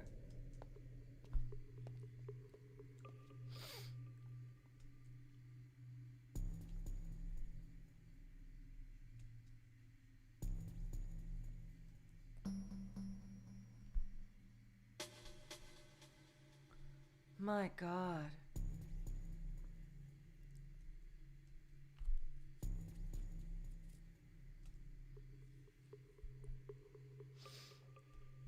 Alright, let's just... I'm so sorry that it's kind of wasting... I'll just keep going left. Again, to get to that four-way intersection.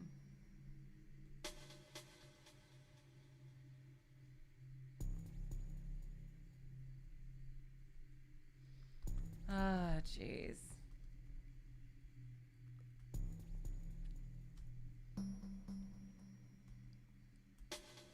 Alright, let's see...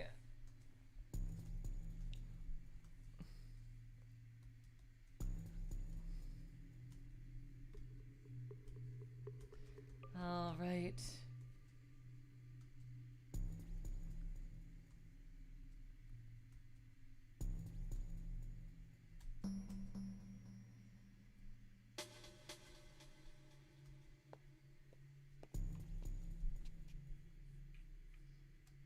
Yeah, I'm so sorry, you guys.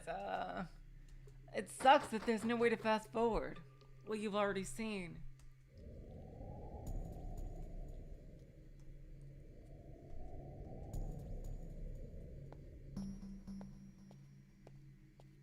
I guess this is the perfect time to do this, to fill time, because this is the most involved bad ending.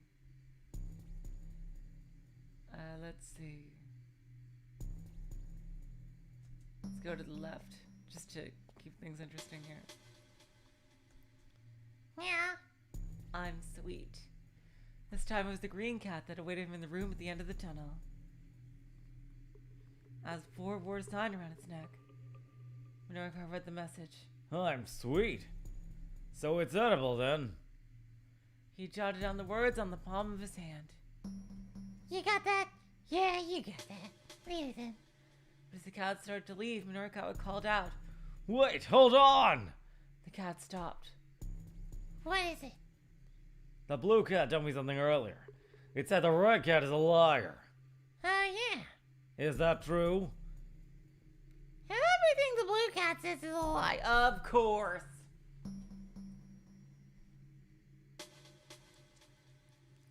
It's this thing again.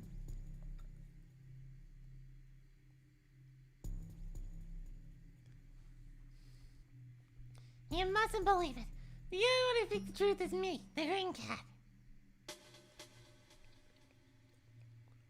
Okay, so I think that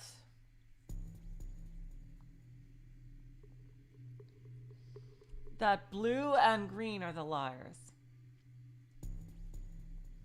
Remember that, okay? I think that red is the only truth teller and that blue and green are the liars. Because that automatically means green is a liar. Because he says blue is lying about, if blue is lying about red being a liar, that means red is the truth teller. And there's only one truth teller. So it's got to be blue and green as the liar. So there's only one truth teller and two liars, right? Is what the first sign said. So red is the liar. I mean, red is the truth teller then. I mean, the green pat pointed and winked down at Minorikawa. His fur vanished and nearly appeared to stumble over something and nearly fall. Minorikawa forged on, falling after it.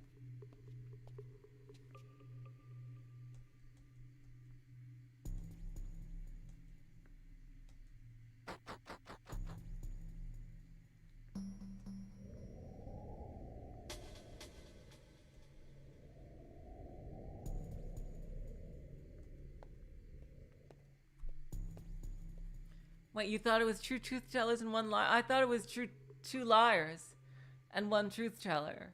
I thought that's what the first sign said.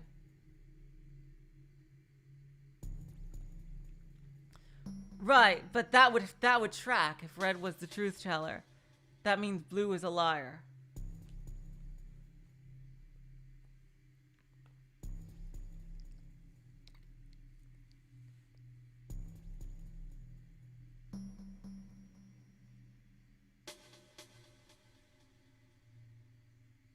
Oh, you're right, Eblis. Okay, it was 2 liars. Okay, yeah. Okay.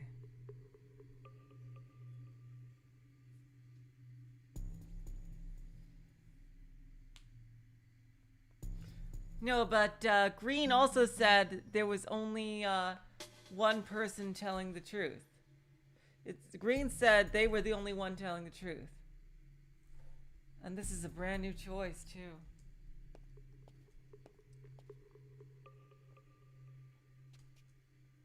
No, wait, a fragrant aroma! But I didn't, what do you mean fragrant aroma? Oh, for fuck's sake. God, since when was there a fragrant aroma? Come on, I did...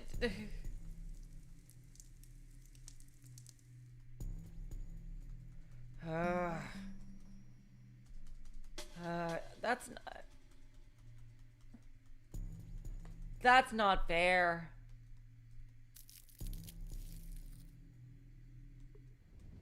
I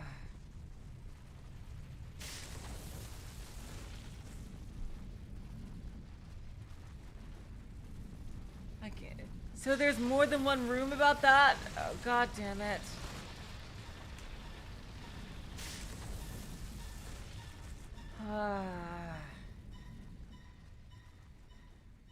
So there was more than one room like that. Alright, well now let's keep going. Jeez. It's not fair that you can't fast forward text you've already seen.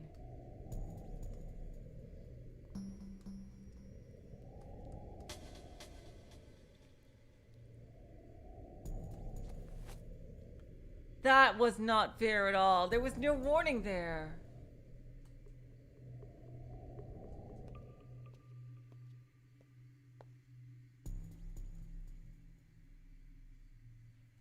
All right.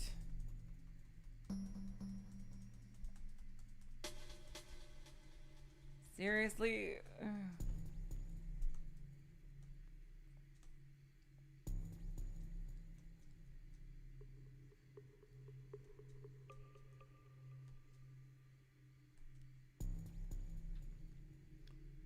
I'll keep going to the left.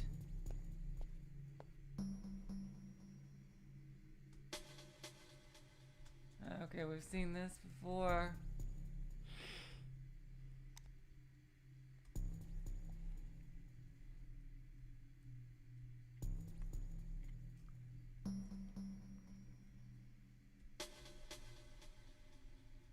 All right, come on, come on.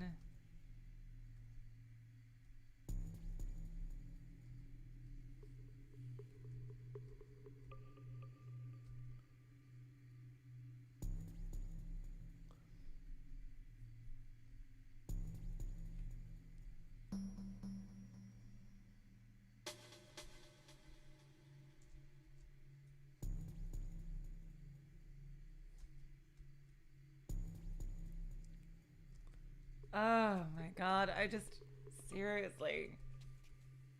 God damn it. This is a cool idea, but not letting you fast forward dialogue you've already seen, especially like the descriptions of walking through, is not the best choice.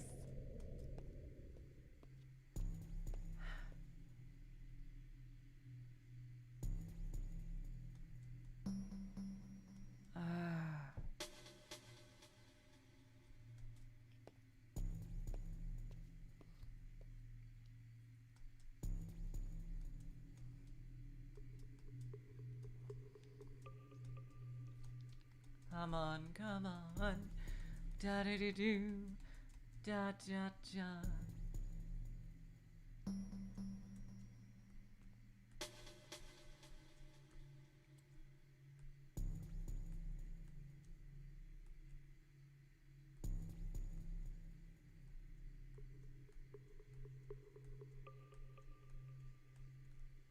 Jeez.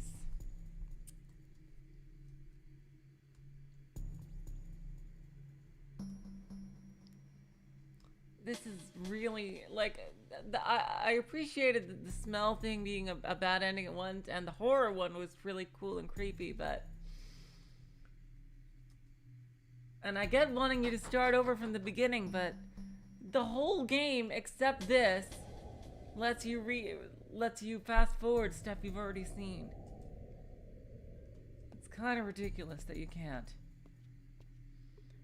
Okay, here's the 3-way intersection. 4-way, whatever. Not to the left.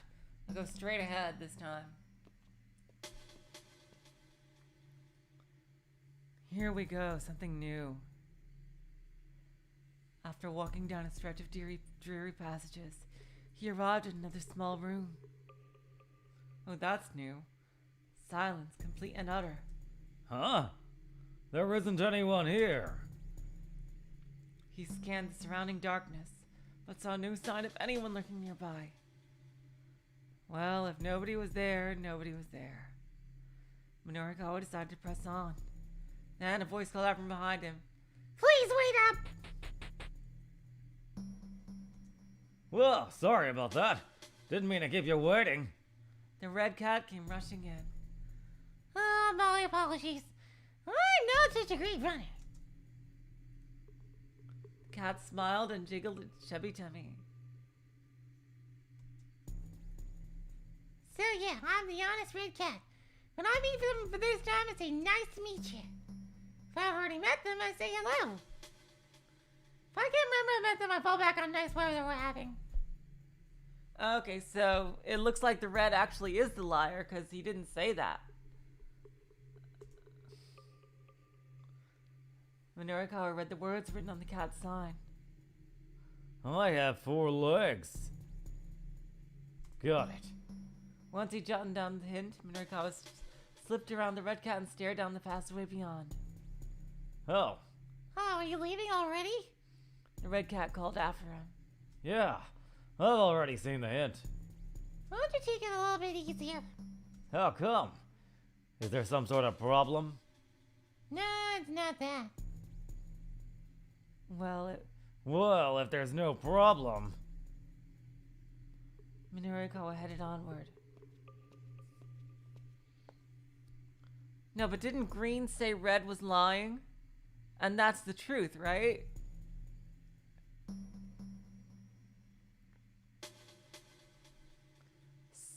So wait, no. So if Blue said Red was lying, then Blue is the truth teller.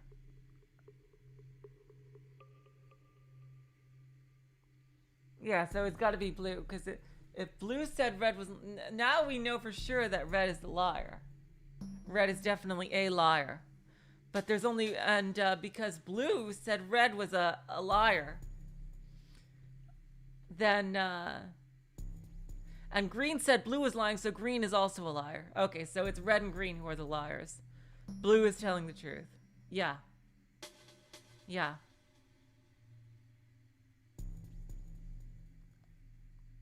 Okay, if 2 people are saying one person lies, then they're the truth teller. Yep. Okay. Yep. Thank you, Eblis. Yeah, Blue is definitely the truth teller. Okay. Thank you. We needed to see, okay, yep, it's Blue. Holding his head and belly as it ran onto the darkness. A dead end, ladder, headed down.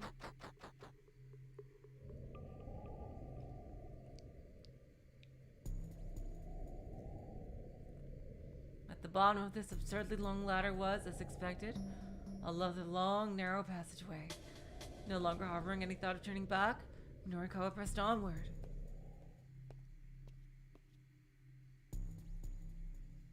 Another one?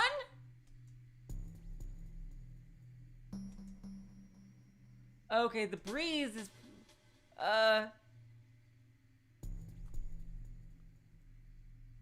Do I trust that breeze or not?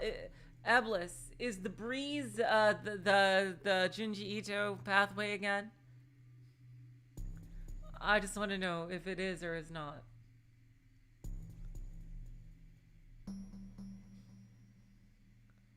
Because I really don't want to restart this.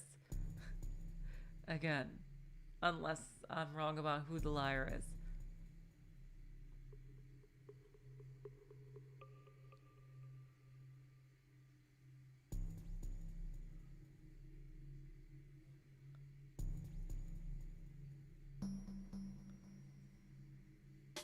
Okay, the breeze is Junji Ito again. Okay. Thanks. I'm gonna go straight ahead.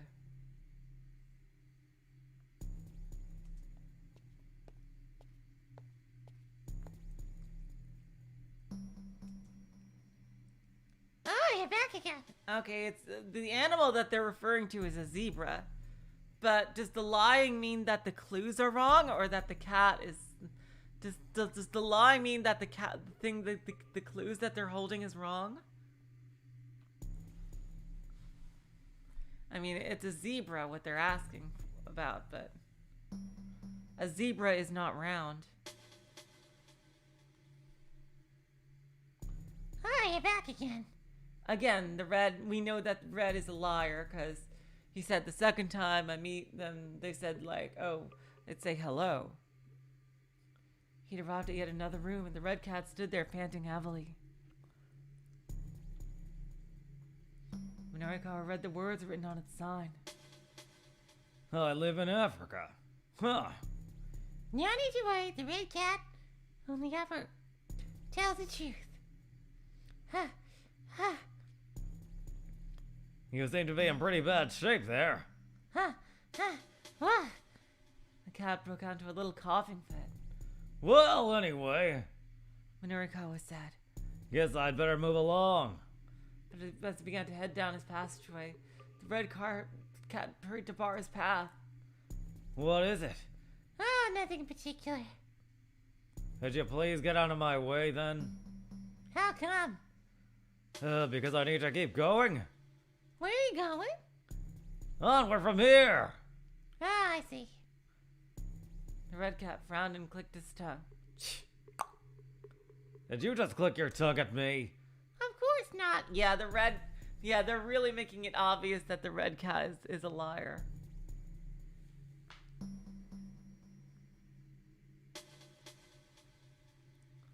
Yeah, okay. The red cat turned and hurried away, coughing intermittently and shooting resentful looks over its shoulder as it went. Minarikawa followed in the same direction.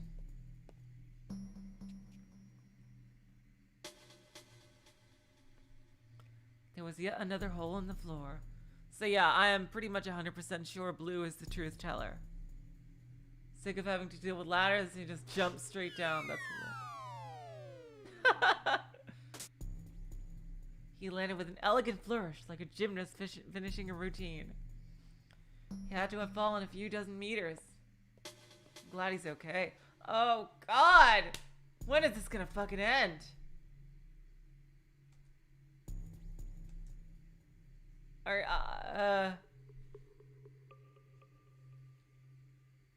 Eblis, are either of these gonna kill me? If I pick left and right or straight ahead?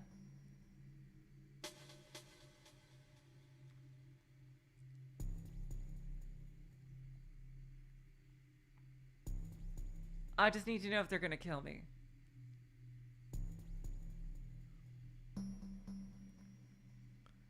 Yeah, I'm sorry. I don't want to take chances.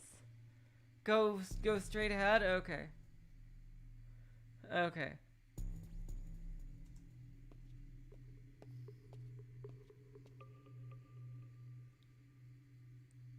For a while, the path was similar to those before.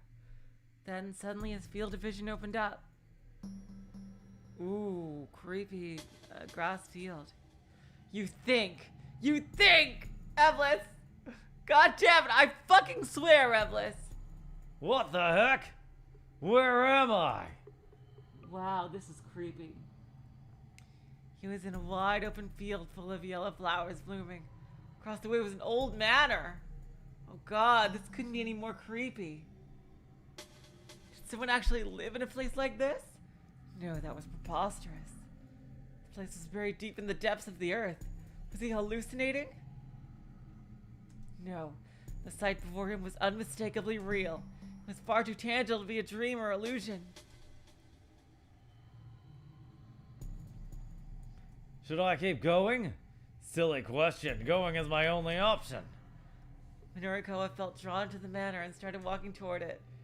We're really gonna get jump scared. Oh god, oh god, oh god!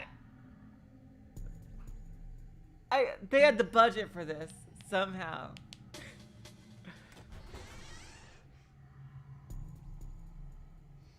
He reached the creaky front doors, opened them slowly, and making his way inside the creepy mansion where cats are gonna kill him.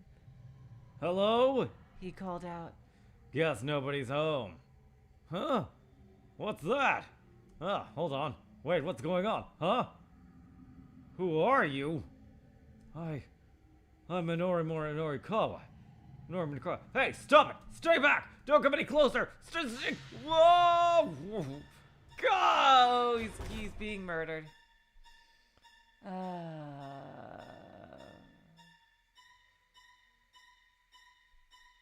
The echoing of his protracted scream was cut off by the sound of the front door slamming shut.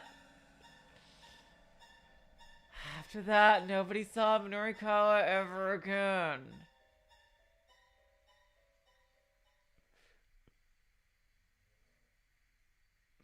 And you know what? Tragically, that doesn't even count as a bad ending on its own.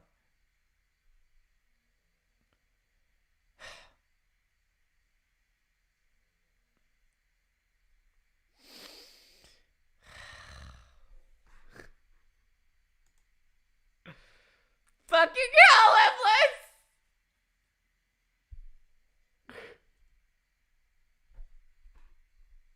You fucking killed me! You fucking killed me! Good job! Good job! You know what, Eblis? As much as I am frustrated right now, I'm gonna say the fault lies with the game for not letting me fast forward and not you. Cause if the game did have a fast forward, I would want to explore every last one of these pathways and see what they say.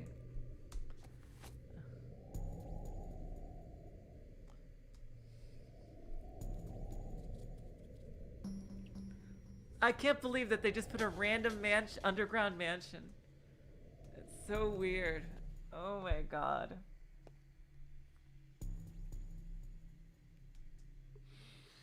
Oh god. You know what? Let's go right again. Oh god. It's not fair that there's no fast forward. It's really not fair. It doesn't accomplish anything for them to remove the fast forward feature for this. This would be so fun. This would be so fun for the fast forward. I mean, if it had a fast forward. Eblis, I don't blame you, because it was cool to see that. I blame the game for not having fast forward.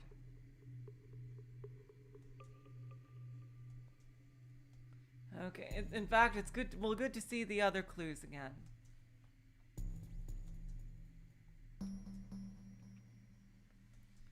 Saying that whatever it is has whiskers.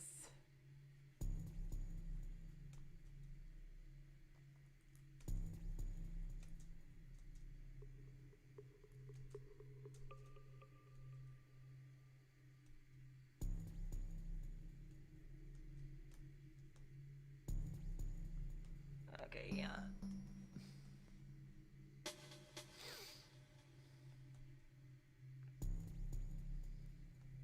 Yeah, there's no way. Yeah. Yeah, green and red have got to be the liars.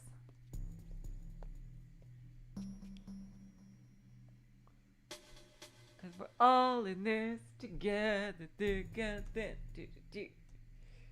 Alright, you know what? I'm glad I'm getting to see more passageways. I just really wish that...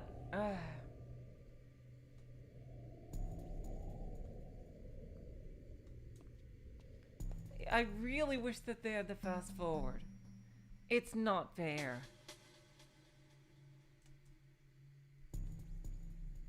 Let's see what's on the left side of this passage.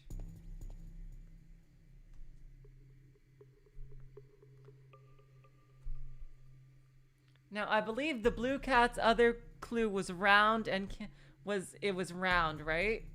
BioA. Thank you for staying as long as you could. Hey again! The blue cat greeted him unenthusiastically. As before, it ruined a sign around its neck. Norcar read the message. Okay, so some of the rooms do repeat. I can't move under my own power. Huh. And I believe the other one that the blue cat gave, it was round. So it's probably like a ball of some kind. He jotted the words down in the palm of his hand. Oh yeah, oh, it's the exact same sequence. Even though it's around... Round, black and white, can't move under its own power, so it's probably a soccer ball. Okay. Alright, thank you, Eblis, for compounding the clues.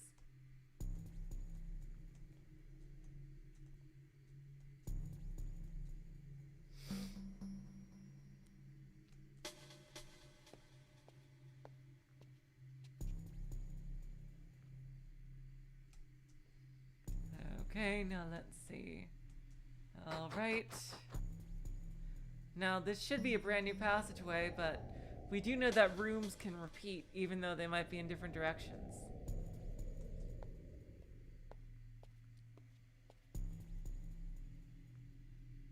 Oh. No going left. Let's go to the right and see what happens.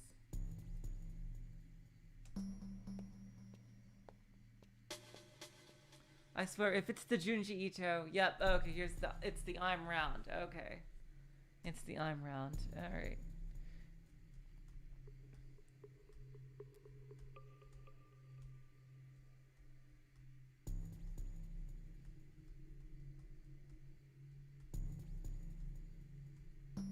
Okay, same, we've seen this room before. Okay.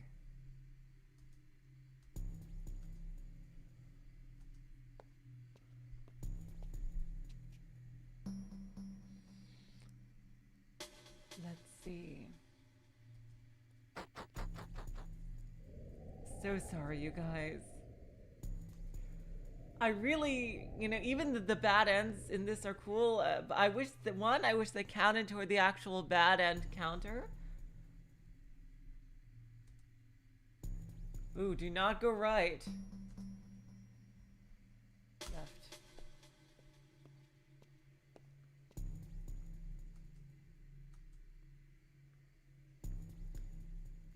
And we've already seen the I live in Africa one. Yeah, so the rooms do repeat. I think we've seen every clue.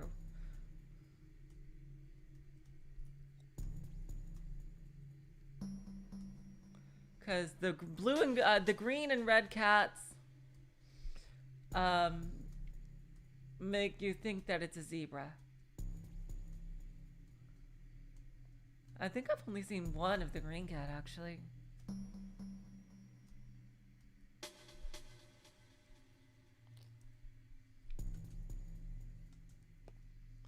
So yeah, blue is definitely, yeah, it's a soccer ball and it's blue. So as long as we can get to the actual fucking room. Okay, good, and he's jumping down now, so I think we're gonna get there.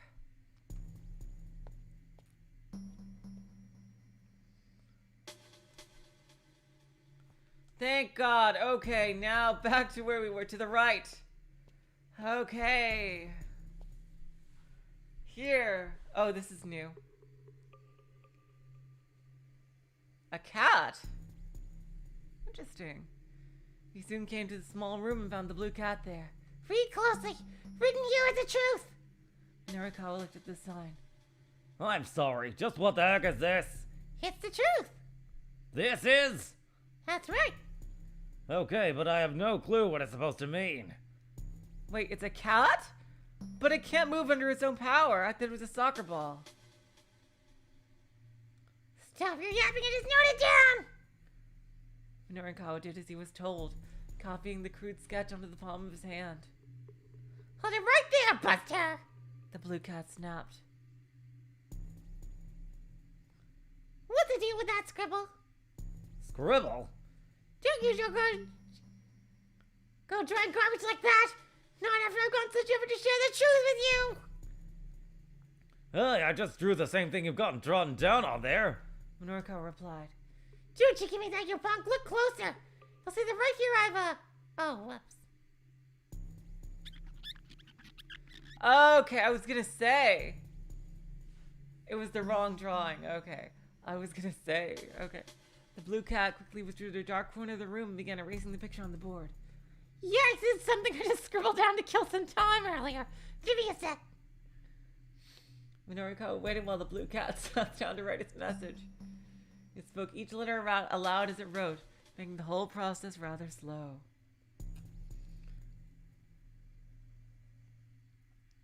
Finally, the cat sprang back to its feet. Now read this! I don't have hair. That's the truth! You got that, yeah? Yeah, sure. Make sure to note that down now. Norikawa jotted the words on his arm. Palm. I trust you, blue cat. I trust you. Oh, don't let your good self get tricked by the red cat. See ya. The blue cat vanished down the passageway. Norikawa forged onward. We've barely seen the green cat. There was a hole in the floor, so Norikawa dived through. We're going even further. After falling for a better part of a minute, he landed on the floor below and set off briskly down the corridor that stretched before him.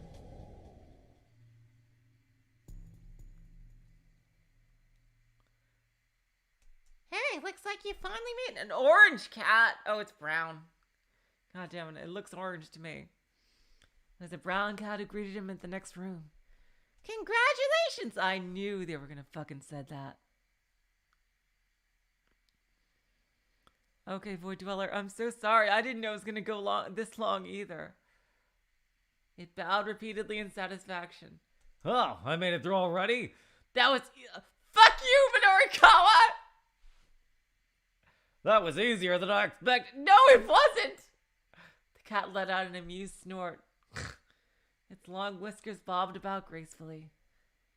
Now then, based on the hints you've gathered, you need to answer my final questions. It said. Are you ready? Sure thing. What? Once you give me an answer, you can't change it. All right? And there's only one correct answer. Only one. Are you ready? Given the hints from the honest cat, what is the answer to the question, who am I?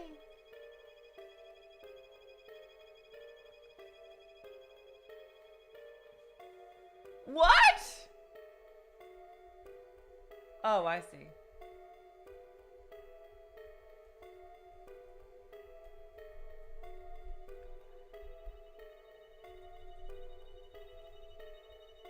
Wait, it's not letting me change.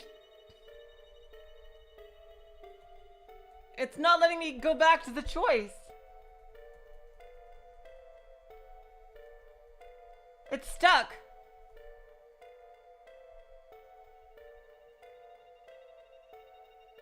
It's stuck.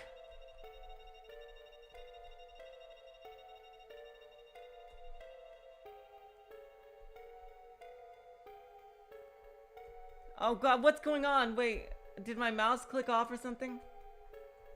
No, it's stuck.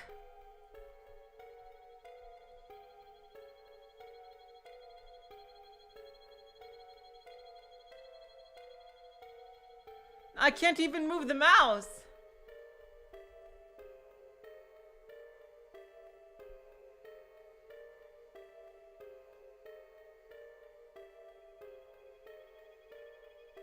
Are you fucking serious? Wow, that is 17 kinds of bullshit.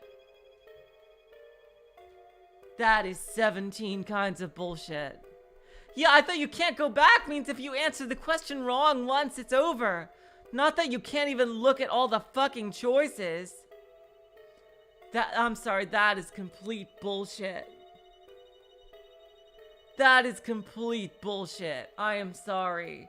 This is completely built to waste your time.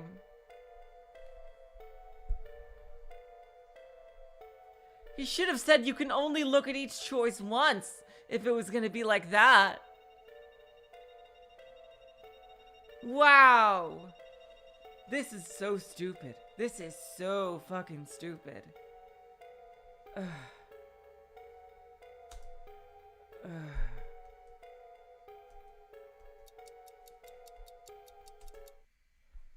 Ugh.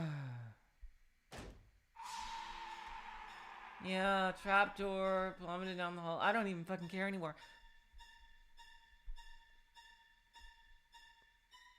Who the fuck made that? That is so stupid.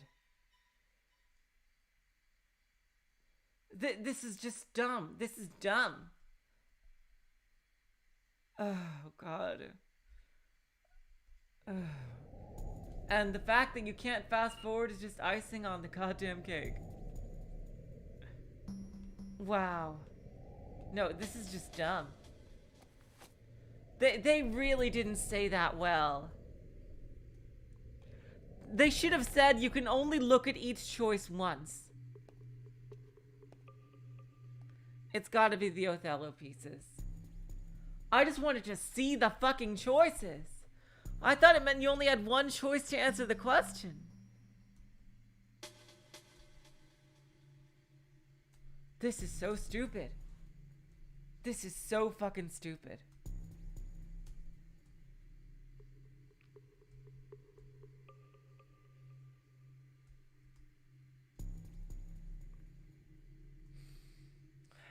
Whatever. God, I just... It doesn't matter anymore. It just doesn't matter anymore. It doesn't fucking matter. Ugh. No, seriously. And it's not even... I'm gonna say that's not my fucking fault. I think clicking makes it faster. I think clicking is faster than this fucking space.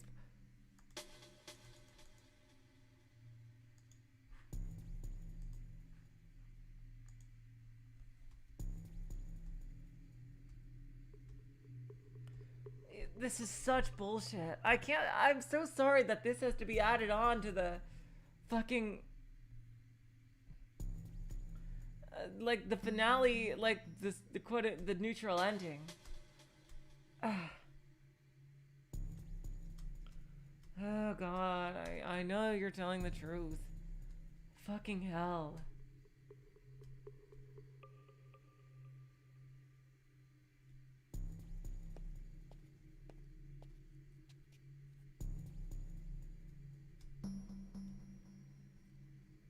This is just...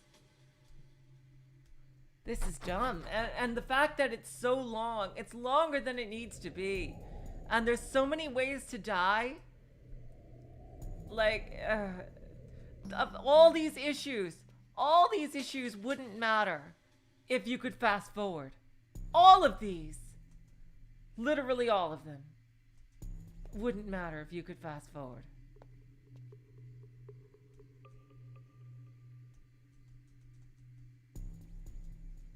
It just, seriously.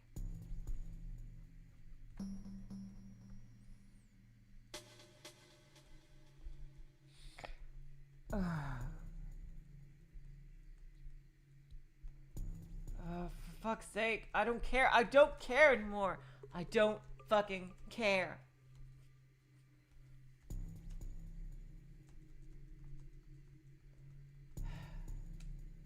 Damn it, I didn't want to get this mad at the fucking game. That was some bullshit wording, I will say in that. Like, anyone would logically think that would mean, okay, you can only had one chance to answer this question.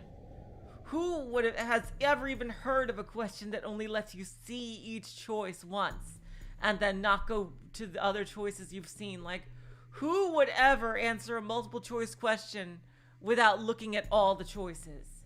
Who? Okay, don't go left. I just...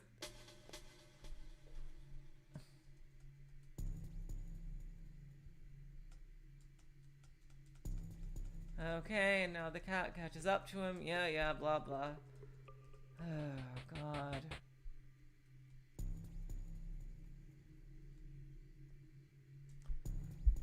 Oh, fucking hell.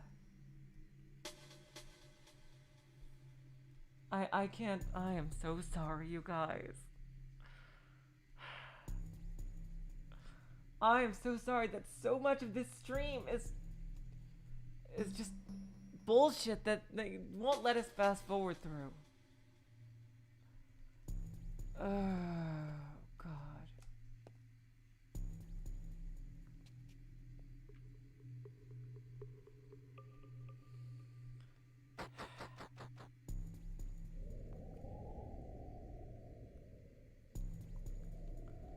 God. If there's a new choice that we can get to without... Do not go right. Okay. I'll go to the left this time, see what's there.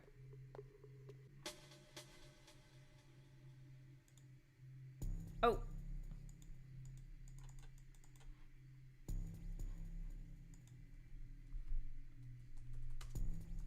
OBS fucked up.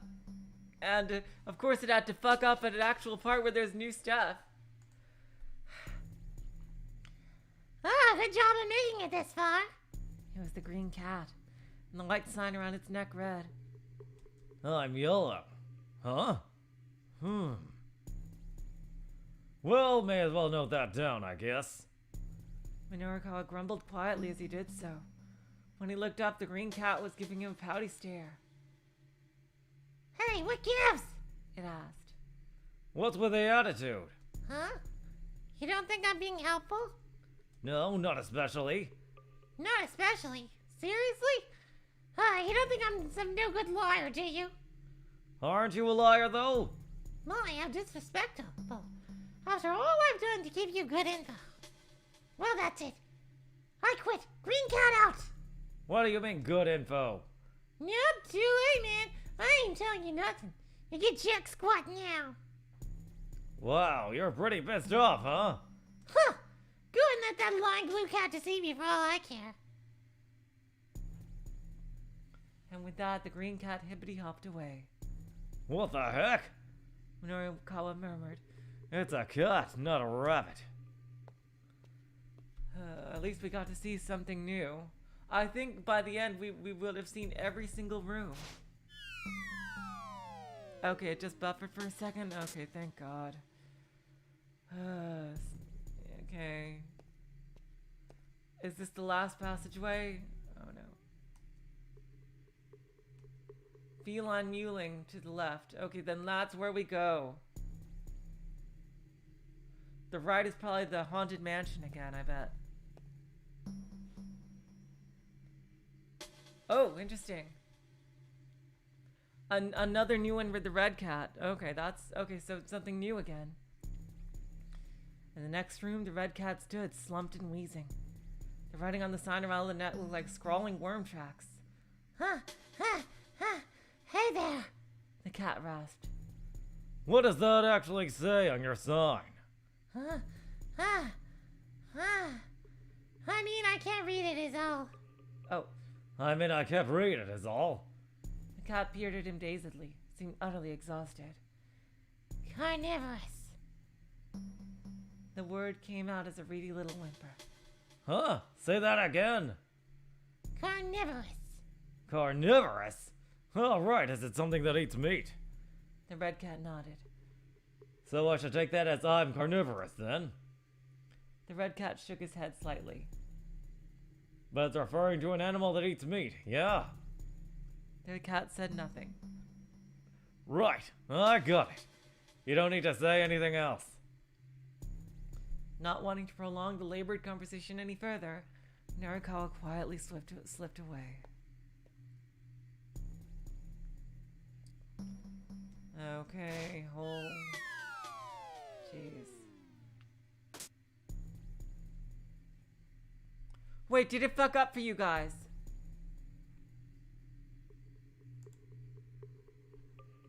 Wait, are you guys okay? Did it fuck up?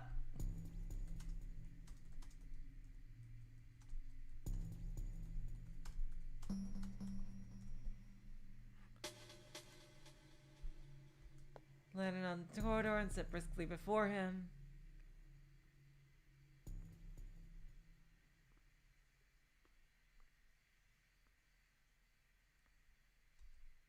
Okay. Now we do this carefully. Oh, God. No, Minorikawa.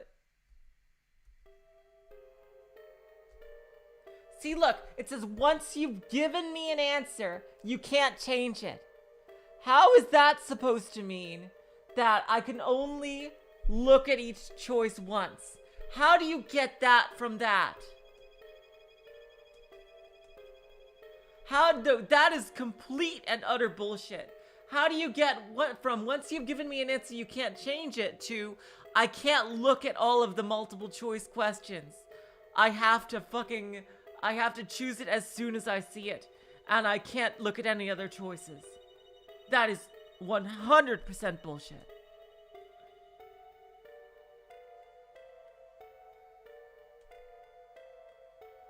Oh, God. Corn, no. Oh, God, is it the... Okay, is it the news? Yeah, Eblis, just tell me, is it the Othello pieces? Just tell me. I'm not going to take any chances. Just tell me.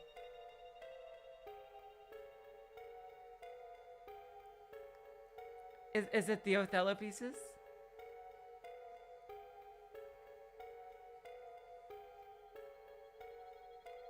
Eblis, just tell me.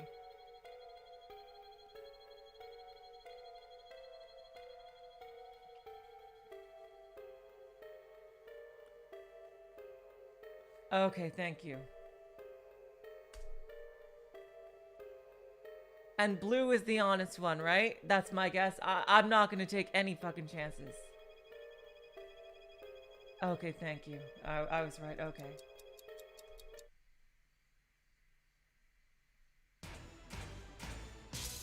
Oh, God.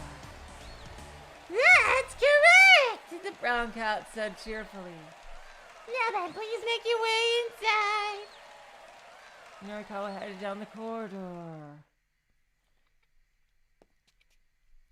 This could have been a great game. This could have been a great game. This could have been so fun. And by bad translation, apparently, from what you're saying, if that might be on the translator's part, and by stupid programming, it turned from what should be a fun little game into a huge chore. And that's not very fair. I really hate that happened. He found himself facing a grimy door. There was no other way to continue.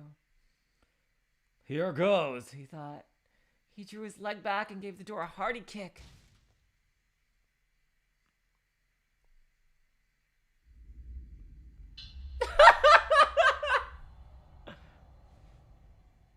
I can't believe after all that it led to the fucking bar. The mob of young men inside the bar turned as one at the sound of the door crashing open. Who the hell are you? Several...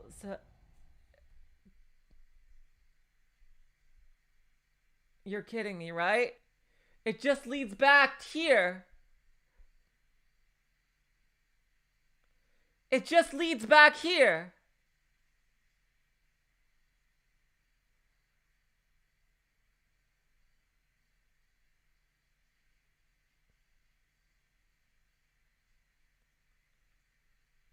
It just leads back here.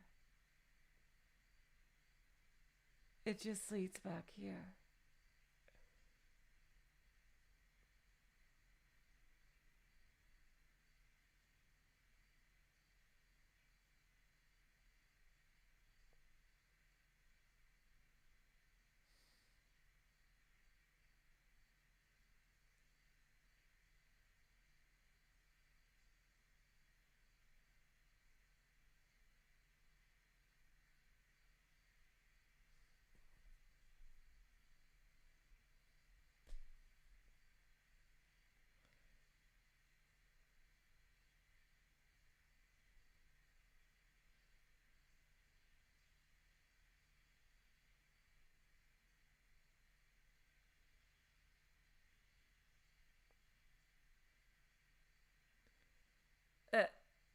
They got me. You broke me, 428. You fucking broke me. You want me to turn into AVGN? I will fucking turn into AVGN. What in the hell fucking bullshit ass fucking bull crap garbage shit! Fucking hell! Jeez! I am gonna fucking murder this piece of shit game! God! Oh god. No, seriously, I do like the game. I just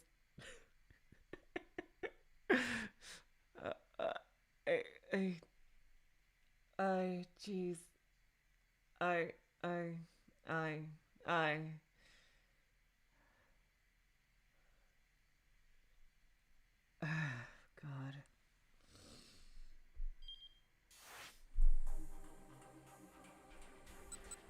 And all is as it ever was.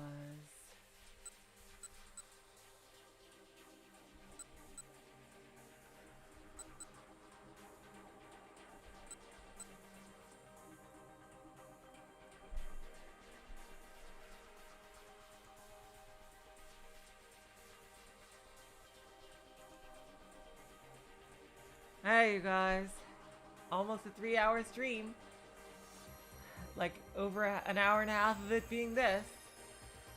Thank you so much for joining me. 428 Shibuya Scramble.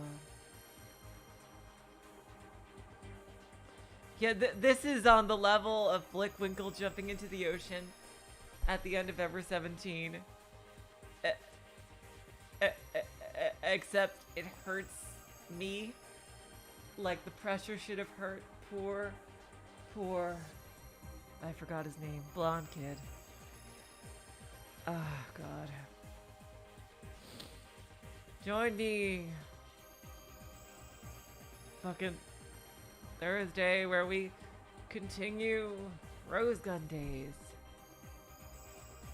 And try to get more bad endings, hopefully, that are not as terrifyingly obtuse and time-wasting as this.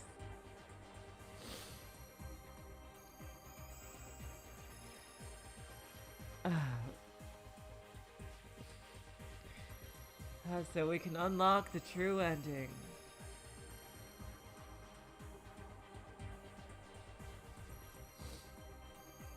Until then, I will say, so long, farewell, auf Wiedersehen, good night. You're all the sweetest of hearts. See ya.